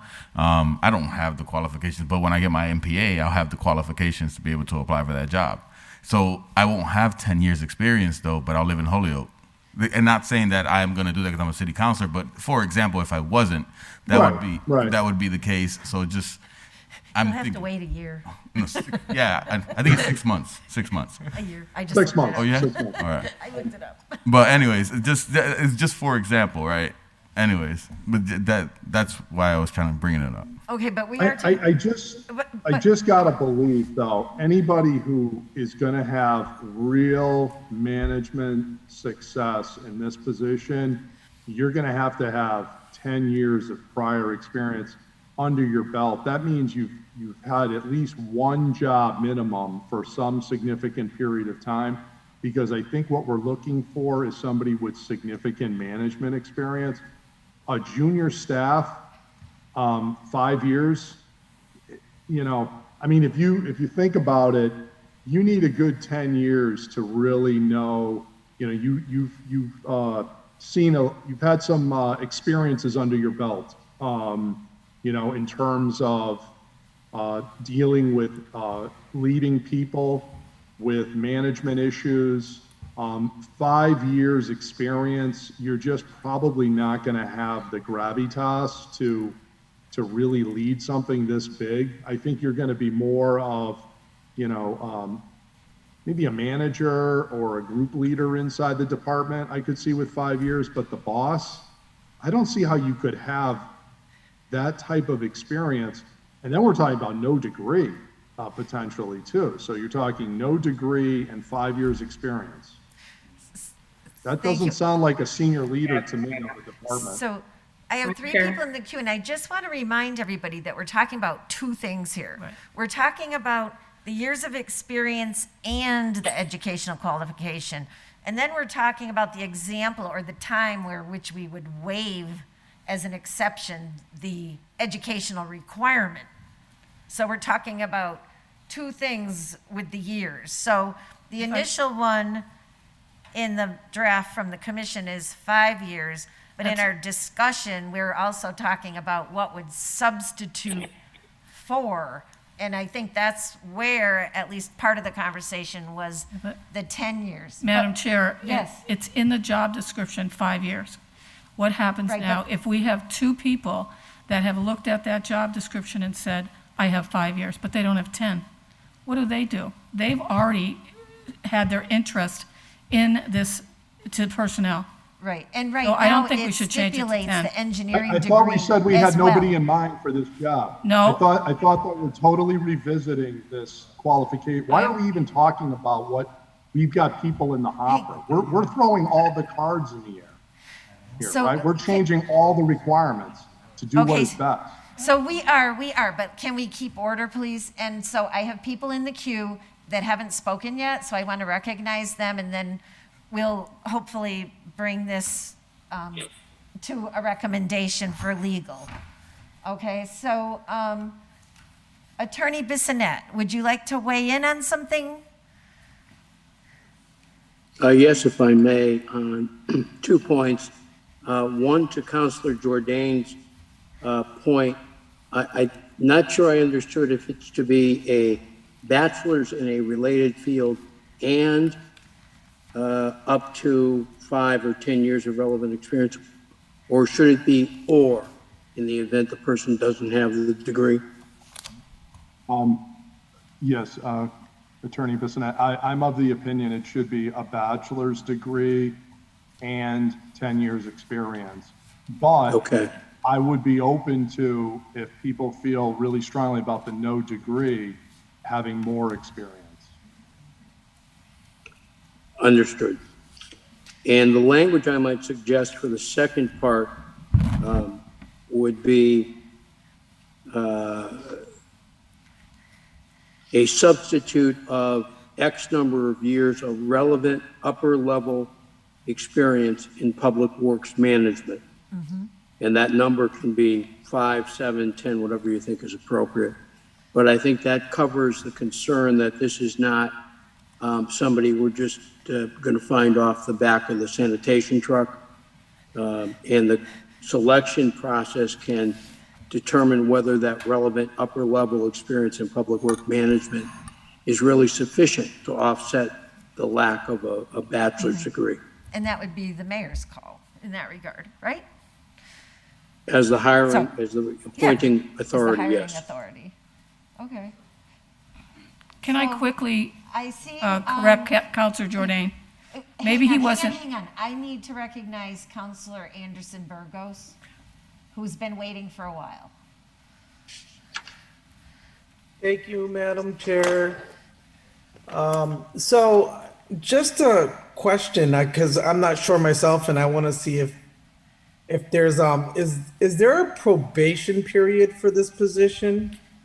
You know, because if there is, you know, based on performance and as a safety net, I think, you know, this will help address a lot of the concerns that were raised tonight. I don't know. I'm trying to. I don't saw think that on the any job description. positions in City of Holyoke have probationary periods except for those that are do civil service. Maybe that's something we should look at. Absolutely. Yeah, that's really up to the mayor, I think. I'm just looking. But they're for the are job they an description at-will to employee See if it. in the it had- DPW? Are they part of a? No, they're not, no. So they're at will? Yeah, they're at will. So they can They're be, not, so they're not unionized. no, so No. they're at will, and so their continued employment would be based on adequate performance. Well, then I think this approach will help address a lot of the concerns that were raised tonight and would continue moving this forward so that, you know, we don't take up 3-4 hours. And I'm not trying to throw any shade. I'm just saying for the sake of our sanity and our time with friends and family and just driving each other crazy with all these Great. questions, I think this will be helpful. Okay. Thank you. This sounds like a real eureka moment. Commissioner Devine, you wanted Just to I be wanted to recognized? correct Counselor Jordan. Maybe he didn't hear my presentation in the beginning. I did say that there were 4 that had applied. One didn't have a bachelor's degree, one didn't have only had a high school diploma, one had an associate's degree in criminal justice, and one had no degree listed on the resume. Between that time, we did, and another one did have a BS in mechanical engineering.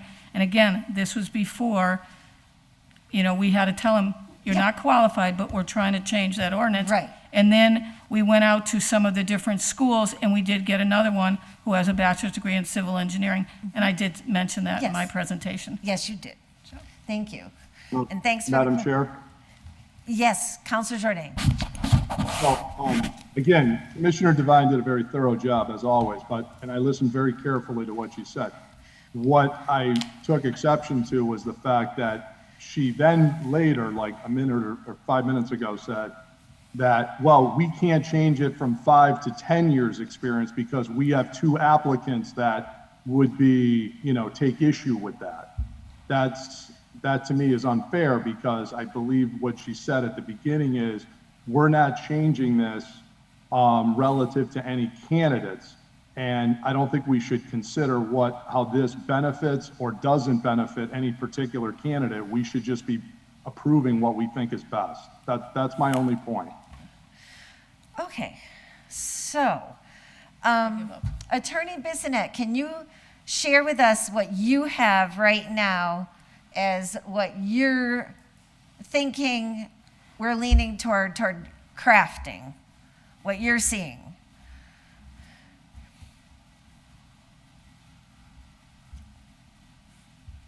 And maybe I shouldn't ask you. Maybe what I should do is make a motion to the committee that I will try to consolidate what I've heard, and then if I get a second, we'll go into discussion, clean it up, and go from there. So I will make a motion that we amend the qualifications to the new position that will be called Director of Public Works rather than Superintendent, that the qualifications shall include a bachelor's degree in engineering, management, or another relevant field, and that under certain circumstances of a history of top management experience exceeding 10 years, this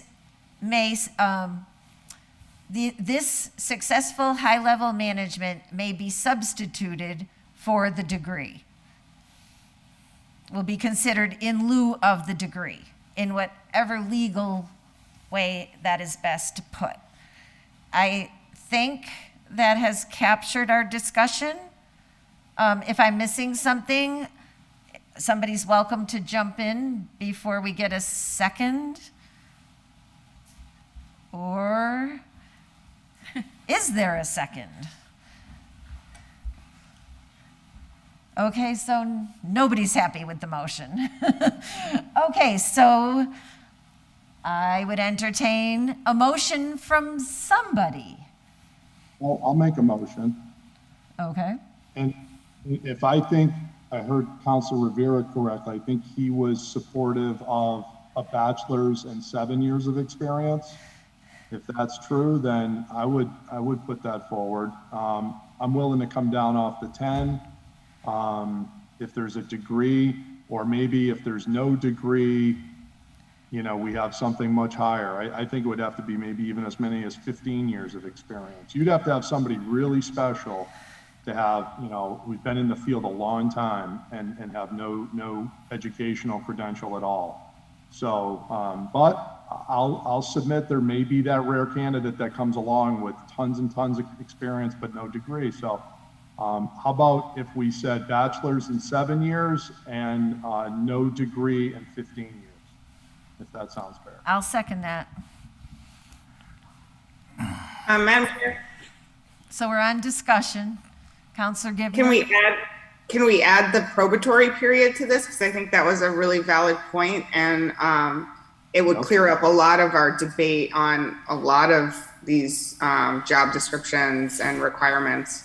Because I hate to leave out, like the entire military community, for example, who will have tons of experience and not necessarily a degree, but can get it all translated into credits and turn it into a degree. So I'm not saying we should drop all degrees from the description, but 15 years in lieu of experience, I think in lieu of a degree, I think is adequate. And I do feel like this is a senior position, but I think adding the a 90-day probatory period, which is pretty customary in the private sector, it would really benefit us as a city and take a lot of the anxiety out of hiring when we do find the right candidate or think we do. So I'll check in with Attorney Bissonette on that. Would we be in order to be able to add this into what we're doing under this section? Would we be able? Yes. Yes? Yes. Okay, thank you. You can make that a condition. That the only question that I would have, since we, as a city, don't do individual contracts for non-union employees, we're different than the school department in that respect. I'm not sure how we would be able to manage a 90-day probationary period unless we put it in the ordinance. Okay. So I think that's something we would have to do. Okay, thank you. Counselor Puello. Thanks, Madam Chair. Yeah, I guess I'll put in my 2 cents. So the military thing, it's important to note everybody that gets out of the military or comes in the military has a free ride to college anyway. So I would hope that you have a free degree. Like I have one through the Community College of the Air Force. It's paid for through the In-Service Academy. As long as you do your 4 or 6 year contract with your training. I think, I would be open to supporting something if it came to full council without a degree. My only issue is that Councilor McGivern, I think, brought a very good point, is the morale aspect of that, is if you have somebody that's currently in that role and is overqualified than the person applying, I think I've personally been in that situation before, and it's not fun. So, that's my main concern with that. Thank you. Thank you. And if I may, Councilor Rivera. Yep, I think so I'm with the 7, but only if it, so the thing for me is that like, I agree with the experience piece, but I don't want to constrain the job search piece a little more difficult. Make it harder for them to continue to recruit, because they've been trying to recruit since October. And I know for a fact, I've been looking at jobs myself within the last 2 months. It is an employees market. Like I've been able to navigate and pick and choose certain things because other people can offer other things that other places don't offer you. So I would like to entertain the 7, right? But I would also run it by the people that actually are going to go through the process to see if it works for them too as well. Just so that we're doing this together and trying to make it easier for them. And I appreciate Councilor Jourdain for meeting me in the middle there, or meeting us in the middle with regards to that. And we do appreciate your time. I know you've been here all night, and I get it, and we'll try to do the best we can and reaching out and getting some people to apply, because it's not happening, unfortunately, so we'll see what your pleasure is, and I do appreciate very much everybody's long day and long night. So we have that motion before us, and I'm not hearing any other discussion. I'm sure we'll have more at the council meeting. Hopefully it'll be narrower. but you never know. No insulting. I'm sorry? No insulting. No, I mean, I know, it's, try to keep it issue focused, right? Exactly. And to get to resolution. And so, all in favor of the motion to send it to legal for legal form? And in the interest of time, Attorney Bissonette, are we giving this to you early enough that you can get legal form to the council 48 hours ahead of time so they have a chance to review before the meeting? We're going to try to get it to the clerk by Thursday's deadline. Okay. That'll be a little bit of work. Madam Chairman, Yes? may I, it occurs to me with the 4 changes that I have, with regard to the substitute qualifications, we haven't discussed the value of an associate's degree with regard to additional management experience. I'm wondering if that's something that we might want to craft into the ordinance. I know some folks do a couple of years and pick up some valuable skills at a community college and then go into the workforce. We may want to consider 10 years or 12 years of experience, something like that, if they have at least that associate's. Just a thought. Thank you. So how about if we entertain an amendment that if a person has an associate's degree along the similar lines of the bachelor's, and 10 years, that way we'd have 7 for the bachelor's, 10 for the associate, and 15 if there's no degree. We do Second. 10, 15? All in favor? Oh, that's on the amendment. Aye. Yeah. And now on the Aye. main motion, which was to expand the degrees with the 7 years. All in favor? Aye. Aye. So this will go to legal. I'm hearing it can go to council Okay. in early enough time for all the counselors to have time to review it. And I thank everybody for their work. It was a lot of discussion back and forth. Thank I you think, so much. I've seen more heated meetings. I think generally everybody was just, making their points. So thank you very much.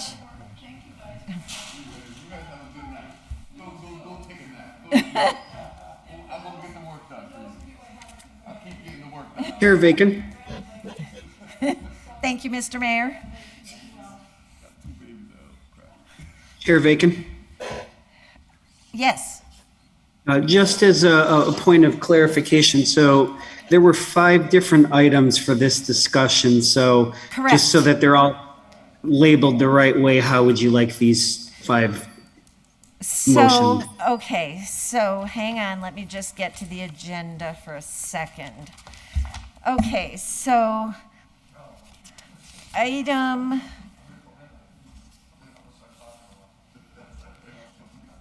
12, I would say is complied with. And I'd entertain a motion to that effect. Right? Second. Because, I mean, I second. all in favor? Aye. So we'll call that complied with. 13.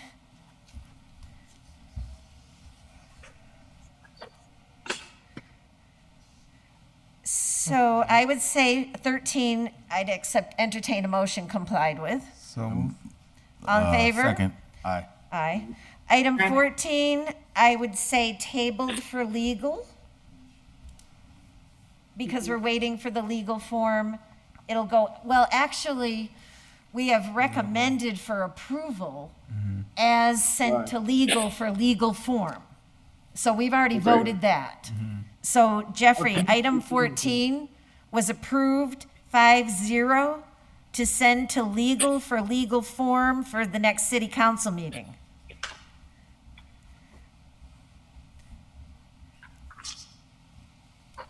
And then item 15, we receive. Motion to receive. So moved. All in favor? Aye. Aye. That was just proposed language, so we've received it. And item 16, the same thing, a motion to receive. So moved. A second? All in favor? Aye. And I think that takes care of those, Jeffrey. All right, thank you. Just wanted to make sure everything was in order. Good point. I appreciate it. Thank you. Okay, so now I would entertain a motion to take up items 6 and 7 as a package and open the public hearing. Motion to take up items 6 and 7 as a package and open the public hearing. Okay, so public hearing, item 6, that the city council amend the Holyoke zoning ordinance, delete other use in table 4.3, principal use, and insert the following language: any pre-existing public or private school providing education in pre-kindergarten, kindergarten, or any grades 1 through 12, or other such legal form sufficient to resolve any uncertainty over the interpretation of existing ordinance as compliant with state law.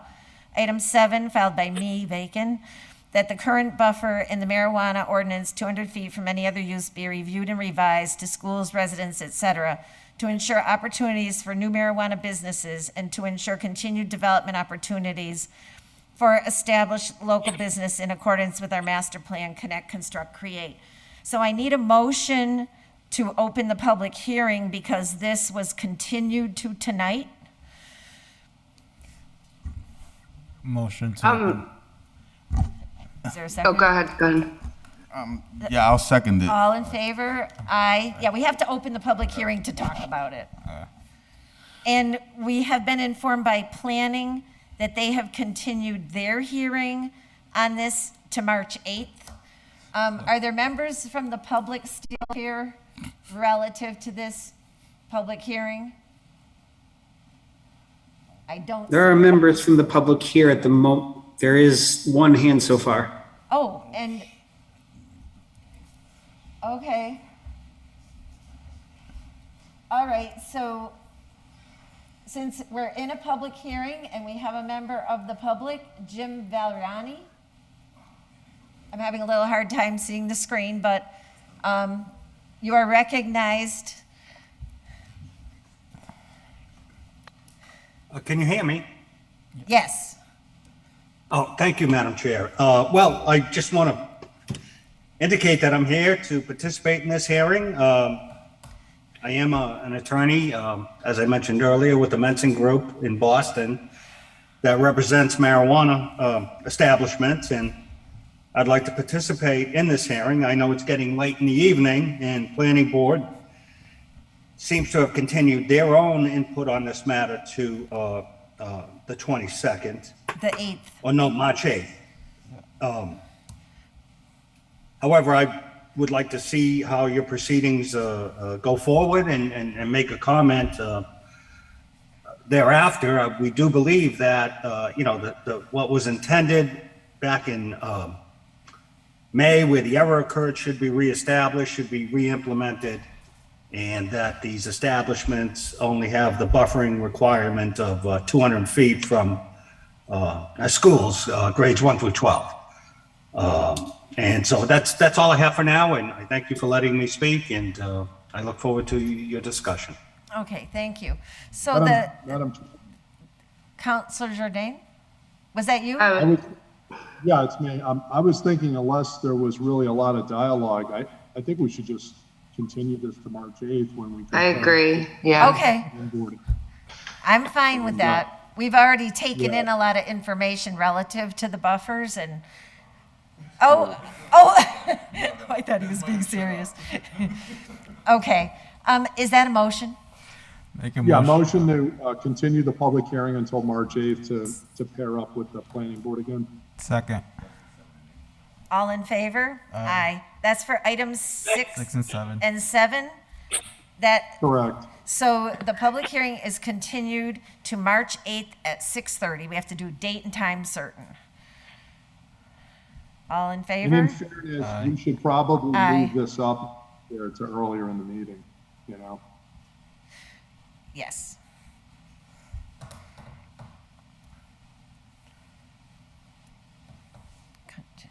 Okay. Kevin, is that And the then view from on- your house? I'm sorry? The view from my Okay, so I'll entertain a motion to take up item 8. So move. All in favor? Aye. Okay. Aye. So item 8 is a continuation of a public hearing relative to amending the zoning ordinances to correct the site plan review process in section 7-10-6.5B. I would entertain a motion to continue this because we have no language for this before us. And it's, Second. okay. And so the motion is to continue this public hearing to March 8th at 6:30 PM with the planning board. And the previous one will be with the planning board also, 6 and 7. Okay. All in favor? Aye. Aye. Okay, so continued to March 8th, and hopefully we'll be able to get those done. Okay. Number 9, a motion to take up and open the public hearing. Second, aye. So moved. Aye. Aye. Filed by me to amend the zoning ordinance to read any home construction in a residential zone shall be greater than 50% living space. A special permit from city council is required if the home construction will have 50% or less living space. Recently, home plans have been approved and it's been communicated from the building commissioner that our current residential zoning allows for construction of a home that is 80% garage and 20% living space. So we have received a yes, on County Road. Wow. And so we have received a communication from planning that they have recommended to deny this because they're referencing a state law that says that there can't be controls over the interior of the building. But I have already communicated with our legal department and let them know that in the context of the public hearing, I wanted to request a legal opinion as to whether a garage is considered the interior of a home, because I just find it kind of contradictory. So I would appreciate if the committee would refer to legal so that they can advise us on this, and I'd like to keep the public hearing open and continue it to March 22nd. But I would like to seek that input. I'll make a motion, Madam Chair. Mm-hmm. Yes? I'd like to make a motion to continue the public hearing until March 22nd at 6:30, and that we refer this item to legal for their guidance on what we can and cannot do relative to these these size requirements and as well. So, and I know we have a number of setback rules and a number of things that regulate garages currently. So I know we've been able to regulate them on a number of degrees. So I'm intrigued by this one. Haven't seen this one yet. So take a ride down County Road. Can't miss it. Yes. No. It's this, but this is kind of an interesting one, a matter of first impression. So I'm looking forward to seeing what Attorney Bissonnette comes up with. And so I would make that motion to continue to March 22nd. Is there a second? Yeah, I'll second it. All in favor? Aye. Aye. So this public hearing is continued to March 22nd at 6:30 PM and seeking input from legal as to interior versus garage versus state law versus local ordinance. Thank you very much. Motion to take up item 10 and open up the public hearing. Is there a second? Second. All in favor? Aye. Aye. Item 10 is filed by Councilor Bartley that the city amend its zoning ordinances to allow for front yard pools by special permit of the city council and to make any other necessary changes to the swimming pool ordinance. Refer to ordinance committee, copy to building commissioner. And it's noted that the current zoning, as currently written, states the wall of a swimming pool shall not be located less than 8 feet to any dwelling or accessory structure, 6 feet from any rear or side lot line, 10 feet from the street line. A pool shall not encroach into any front or side yard of a parcel. In the case of corner lots, pools shall not be constructed within the front yards of the lot. So this was seeking, because my recollection of past discussions is that a corner lot essentially has 2 front yards, which makes it difficult to talk about a project on a front lot, a corner lot. And so that is why this order was filed by the maker, who did communicate with me but couldn't stay this late into the meeting. The planning board has recommended to deny this. And, hang on. Were we given a copy of their explanation and why? I'm going to read it right now. Okay. Okay. So the planning board recommended this. Dear Councilor Vacan, please be advised that the Holyoke Planning Board at their January 25th meeting, 2022, discussed the above referenced text change request to the zoning ordinance. After discussion based on the information received during the public hearing, the board voted 4-1 to recommend to the Ordinance Committee of the City Council that the zone change request for allowing front yard pools by special permit of the City Council not be adopted. The board determined that allowing pools in a front yard could create significant concerns for neighborhood safety and sightlines due to the required safety barriers, 780 CMR, especially on corner lots. Additionally, there is concern for aesthetics and the streetscape, which could contribute to a decrease in the surrounding property values. If you have any questions regarding this recommendation, please contact me at once. John Kelly, Chairman. So that was their take. The maker of the order wishes that the committee would consider that it would be a special permit and that objections would be entertained and any negative effects could be evaluated through the public hearing process, and abutters would have the opportunity to weigh in, and ask that the committee please recommend it to the council for its consideration, in that there would be a robust ability of the public to weigh in, and that these corner lots have historically been problematic because of the way that they're defined in our ordinances. So I don't know if there's any member of the public here for this. I'm not seeing any. Madam Chair? Councilor Jourdain. Yeah, I tend to be supportive of this change that Councilor Bartley is suggesting, on the basis that the council under special permit, there's your ultimate protection. I would say that particularly to my newer colleagues. If there was something egregious to this, you'd have ample opportunity to stop it. That's how we usually handle anything that's borderline, quote unquote, noxious. And if there's no objection and nobody cares, or they think it's great that somebody wants to spend 50 grand to put a new swimming pool, or whatever, and they have an oddly configured lot and nobody cares, and they think, or even better, they think it's a great idea, why would we want to stop that?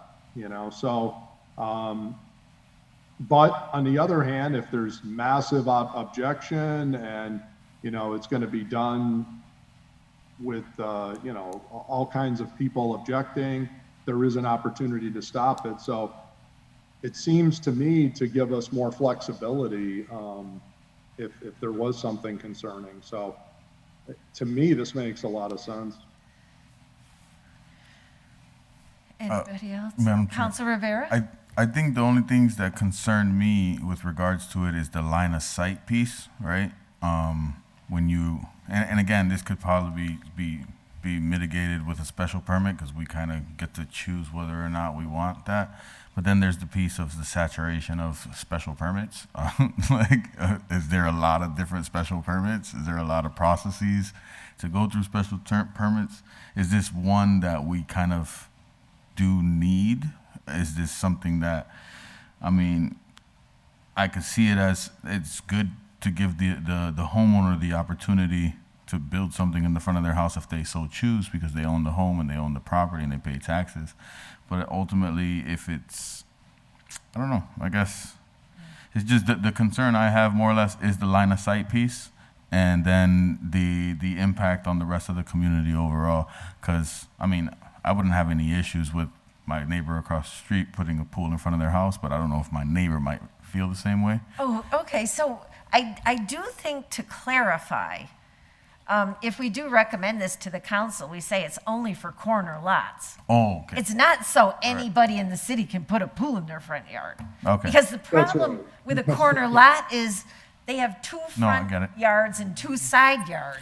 They don't have a backyard. No, a perfect example is the corner lot on, actually, what street is that? This is the street that actually Josh lives on. My house. Your Corner house lot. actually is one too. Yeah. So yeah, no, that does make sense. Okay, Got it. so I mean, in whatever motion is made, I mean, we can specify that this is for corner lots, which is a unique thing, which would definitely limit the volume. I think the only thing is just to make sure that the line of sight piece for oncoming traffic or whatnot is something that we pay attention to with regards to that. Right. Whoever's going to build the Right, and that would have to be totally considered in the whole public hearing process. I'm confused because I guess my question. Sorry, Madam Chair. Councilor Maldonado. Because I know there's a house on Northampton, a couple houses down from the cemetery that has a house. It's a corner lot, and it does have a pool there, and it's pretty defined. Like, even though it's a corner lot, there's still a front yard with the front entrance. So I don't see why we need to have the special permit. Like, it's already, like, I'm really confused as to, like, is it really that difficult to figure out which one is the front door to your house or the back door? Well, so the language, just so we understand, says, in the case of corner lots, pools shall not be constructed within the front yards of the lot. Okay. So they're saying they have 2 front yards. Whereas they might make the argument, I have 1 front yard and 1 backyard, but because it's on a corner, they call them both the front. Okay. And so that would give them the opportunity, should they want to go through this, to come in and say, it's really a backyard for all intents and purposes, and it's not going to bother anybody. So I think that's what we're providing for homeowners if we do this. That's a great explanation right there. So was that a motion, Councilor Jourdain? Yes, it was, because I think what you guys just said there makes all the sense in the world to me. So, yep, I'm all on board with that. Is there a second? I'll second it. Okay, so all in favor? Aye. Aye. So we're recommending 5-0 that the city council approve this order to create a special permit opportunity for corner lots. Okay, item 11, motion, I'll entertain a motion. Motion to take up item 11. Second, all in favor? Aye. This hearing was continued for many times, and it's talking about rezoning the following parcels, of which there are 15 to 20 different locations listed, to rezone them from their current zoning to retail center. So there is no retail center zone that was approved for the city. That zone change was defeated in December of 2021. So I don't believe there's anybody here from the public on this matter. Jeffrey, do you see anybody? I do not. Thank you. And I've had at least a couple of these owners tell me that they weren't in favor of it anyway, but it's a moot point. So I'd entertain a motion to close the public hearing. Real quick, Madam Yes, Chair, Councilor Rivera. Just a quick, if you could elaborate a little bit as to what, I mean, you did, but a little more, just so I can have more of an understanding. Okay. I mean, I'm probably going to agree with moving on, but I just Okay. So over the last 7 years, there has been much debate and discussion relative to taking one zone that is a shopping center zone, which is a spot zone in our city, and creating a retail center zone, which would then have been imposed by the government onto these property owners. So the impacts of a retail zone versus a shopping zone. So the shopping center zone is a spot zone that was created a few years ago for a certain property owner. And then in the future, they wanted it to be amended. And then there was a proposal to create this whole zone and to change all these property things. So throughout all these public hearings, I want to say 3 of the property owners participated, and the rest were completely silent. And I just found that a complete overreach of government on property owners. That's like somebody coming to my house and telling me, we're going to zone your house business now. And I'm like, I don't think so. But anyway, that's my personal opinion. But in any event, we had many public hearings. We had a lot of debate. The bottom line was it got split up into the two things that came to us, create this and replace that. And that did not pass in December. Right. And then this was left. And so at this point, it's just, it's a moot point. So leave with withdrawal? So first, we would have to first close the public hearing, which I don't think there's new information to come in other than what I've just provided, which I've provided at council also. So Motion to close the public hearing. all in favor? Aye. So the public hearing is closed. And then I think we could handle this a couple of ways. We can, this is an unusual situation. I think, I don't know if you can give a public hearing leave to withdraw. Okay. Do you know what I mean? I just am not sure. If Attorney Bissonnette, I was just asking. Yes, so I'm still here. on this public hearing matter where we don't have a zone to switch these two, and we've closed the public hearing, to properly recommend to the council, what would be the proper form to give it? You would recommend leave to withdraw.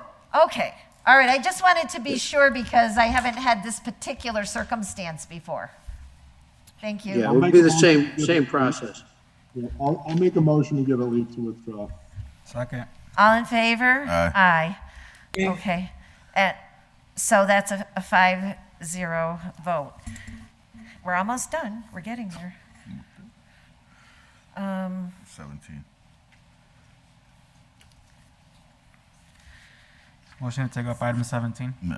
All in favor? Aye. So this was filed by Counselor Bartley that until residents are offered an opportunity to meet in the neighborhood with public officials and public board members who are making decisions with little to zero neighborhood input, the city shall not spend any funds or incur any costs for any new buildings, including any school. Now, this was sent to Ordinance, and I'm not really sure why, because I'm not sure what we can do with this. Is there anybody, I mean, I was almost thinking it should be referred to public service, but I don't know. Does anybody have any thoughts on this? I guess the question for me is but the maker of the order is not here, but it's just like Hang on, I think. what the intent behind it is. Hang on, let me see if I can. I mean, that sounds like you want to stop things until we actually meet, but other than that, Well, and I mean. I agree that wholeheartedly. vote- But that vote in terms of Any new the last meeting happened, Oh, so. right. Okay, so, the position, just to give the maker's perspective,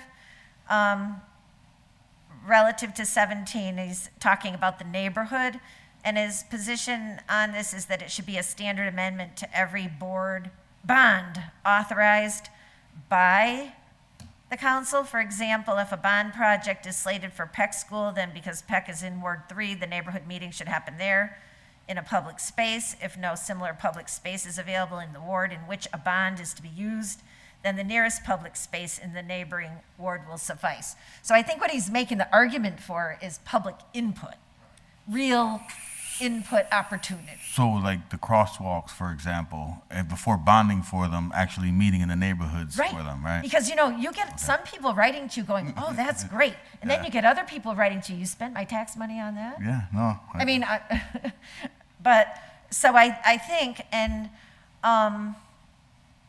he's asking for it to be considered as an amendment to every bond. So Counselor Jourdain, or actually Attorney Bissonnette, Counselor Jourdain, if we were going to make this an amendment to a bond to get public input, would we need to create an ordinance to that, or can it just be put forth as an amendment to a bond when a bond comes to the council? Attorney Bissonnette, what do you say on this? As to whether you can have a public hearing on a bond? Of No, course. well, in this, he's seeking to say in this order that if a bond was to be approved, he's seeking that there would be an amendment that the public has to weigh in on the bond. Is that something that we could make relative to the bond? Or if we wanted to pursue this line of thinking, would we need to create an ordinance? I don't believe so, because each and every bond that comes before the council is an independent, separate piece of legislation. Okay. And you authorize the treasurer and the mayor to go ahead and do the bond, but you can certainly order a public hearing prior to approval of the bond. That's your prerogative as the financial legislative body for the city. So Okay. I think you can decide on an individual basis. If you thought that perhaps people in the Peck neighborhood might want to say, you can certainly have a public hearing at the Peck School. If there was a proposal to bond to take down the Essex House, you could have a public hearing in the area by the Essex House. So those are just a couple of examples.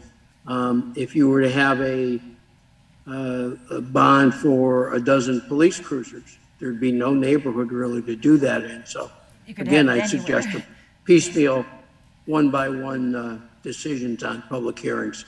Okay, so if I hear you correctly, then that would be a matter of a counselor making a motion at city council prior to the vote on a bond to hold a public hearing in said ward. And then the council would decide if that was desired. Yes, you have that authority under the charter and under your own rules. Okay. Okay, thank you. Counselor Jordan? Yeah, the only thing I would add to what Mike said is there's a couple approaches. One is that you could do this on a bond by bond and put it as a rider inside of each bond. And we have from time to time done that. From time to time, we've said that, various conditions that we wanted in the bond language. So that's one approach. I think though, again, this raises an interesting point. Would we want to create an ordinance, and we could do that, which says that every bond authorization that is approved or prior to its approval, or subsequent to its approval, but prior to any construction under that bond, would have to have a public hearing in the neighborhood of the area to be affected by, the capital project to be approved. I suppose conceivably we could do that. We can create laws on a great number of things regarding the operations of how the city operates and conducts itself. So I don't see why we couldn't create an ordinance. Whether or not we should or not, it's a separate subject. But I would say we would have the authority to create an ordinance that says, as part of the requirements, the city must have a public hearing in the area to be affected by a capital improvement or a bond or something. Okay, all right. Thank you. Well, I think I was going to suggest that because the maker isn't here, that we table this and then have discussion on it at a subsequent meeting. I just wanted to add. Oh, one Councilor thing. Rivera. The only concern, I guess, because I'm with public meeting and getting the public out and letting them know, and like that this is, it turns the bond into sort of like a grant. Like you have to at least get public buy-in before you actually go ahead and go out and bond for it. The only thing is that like honing in on just one particular ward when you're bonding with everybody's tax dollars is the thing to me that kind of like, I think that we should open it up to everyone and try to make it as a process that's more inclusive to the whole community overall than just that particular ward. Yeah. I understand that they're being affected directly. Immediate effect, Yeah. not there's a broader But effect. when it, like the broader effect overall, and especially taxpayers, they should also have the opportunity to be able to weigh in as well, and not just a particular ward. But I understand that piece too. Yeah. So I think we could take this up again. Motion to table item 17. Second. All Madam in Chair? favor? Aye. Yeah. We're not- Hold on, Counselor. Oh, Juan has. I'm sorry, I didn't see you. Counselor It's Anderson okay. Burgos? I don't expect you to see me. I have been quite a little bit quiet today, so. I'm slightly confused, because if we're talking about item number 17, order number 17, it doesn't say anything about bonds. It just says about, money or incur any costs. So I was confused as why bonds came up. Oh, okay, so the reason why bonds came up is because the maker of the order couldn't stay this late into the meeting. So he sent me a correspondence which I read into the meeting. And that's how we that's how we got to bonds. Okay, so the correspondence states bonds.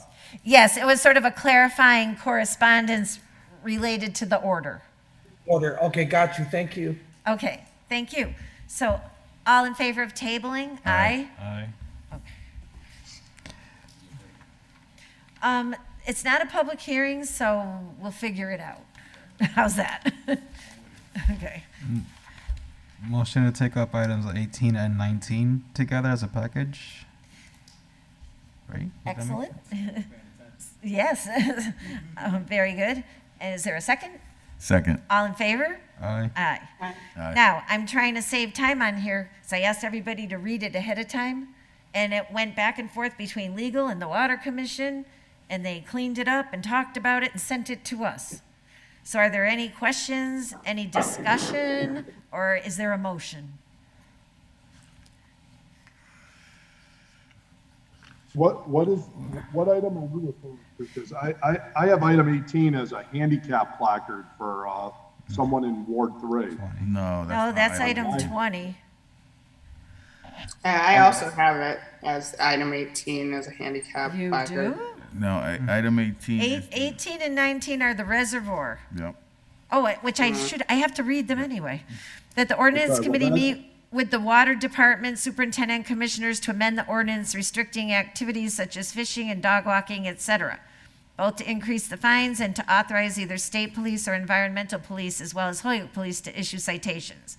And 19 is pretty much similar, but with more specificity to increase the fines and penalties from the current amount of not more than $50 for any offense to a minimum of $250 for subsequent offenses, and expand to include Mass Environmental Police, state police for issuing citations and fine, and consider revising section 90-53 to enforce that fines will be paid to the Holyoke Water Works, and consider other revisions to ensure safety of the water supply, including uses and activities at the reservoir. And you'll see in the legal form that got sent to all of us that they did amend all those areas. They put in some other activities that would be restricted, I think, like, they listed them in the legal form. I did So read did the it. water department, Yes. approve the final language? Yes, they requested Okay. this, they submitted some language, legal, consulted, crafted, and sent it to us early. Okay. This we had tabled for legal to come back to us, so when we send it to council, we have looked at it ahead of time. Cool. Well, I'll make a motion to adopt it then. Second. All in favor? Aye. Aye. So 5-0 recommend to adopt the language. Motion to take up item 20 off the agenda. Second, is there a second? Second. Item 20, that a handicap sign be placed in front of 76 Chapin Street, number 1L for America Rivera, placard number ... So it's been vetted, disabilities checked it out, it's ready to go. And so Motion to adopt. I would seek a motion to approve. Motion to approve. Second. Second. All in favor? Aye. Okay, now, items 20, this is like the cleanup we did last time. 20 to 35 are for disposal because they're either old or a duplicate. I have had correspondence on item 27. Somebody wants to talk about it still, somebody else wants to make sure the signs aren't removed. So what I would suggest is if somebody wants to make a motion to table item 27, it'll remain in committee. Motion to table item 27. Second. All in favor? Aye. So that item is tabled in committee. I don't believe I had any other requests on any of the other ones that were listed a good 5 days ago, at least on the website. So, abbreviated reading? Okay. So I need a motion to take up 21. Motion to take up 35. 21 through 35 except for 27.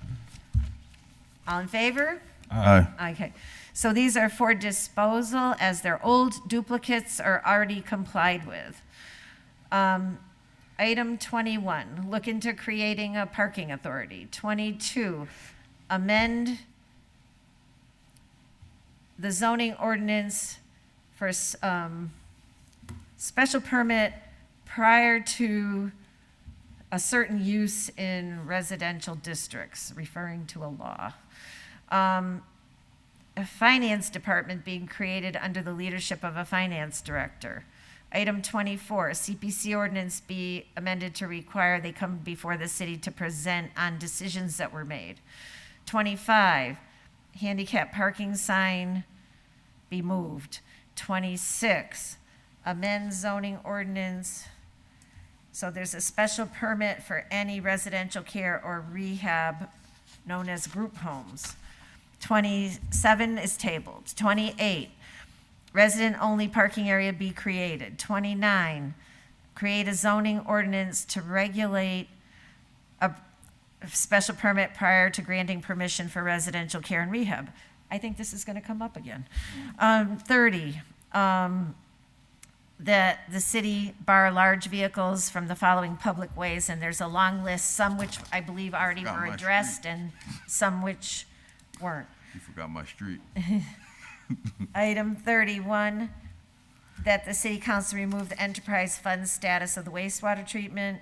Item 32, that prorated basis for mayor's pay for temporary. Item 33, that the ordinance committee meet with the planning board and solicitor to discuss potential zone change to create more appropriate requirements to host facilities similar to that proposed at 11 Yale Street, which I believe is still a subject of a lawsuit. Item 34, that the city council amend its zoning ordinance to no longer allow by automatic right a residential care or rehab center.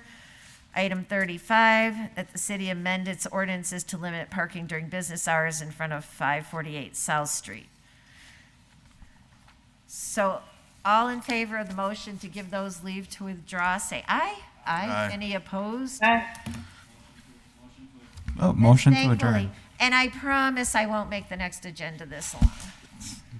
Congratulations, everyone. But I thank you all. Take it up with my wife. I very much appreciate your time and attention. It was complicated. We have a lot of stuff from last year. I'm just trying to get through it, to move it, and I will try to make the workload a little less heavy next time. Yeah.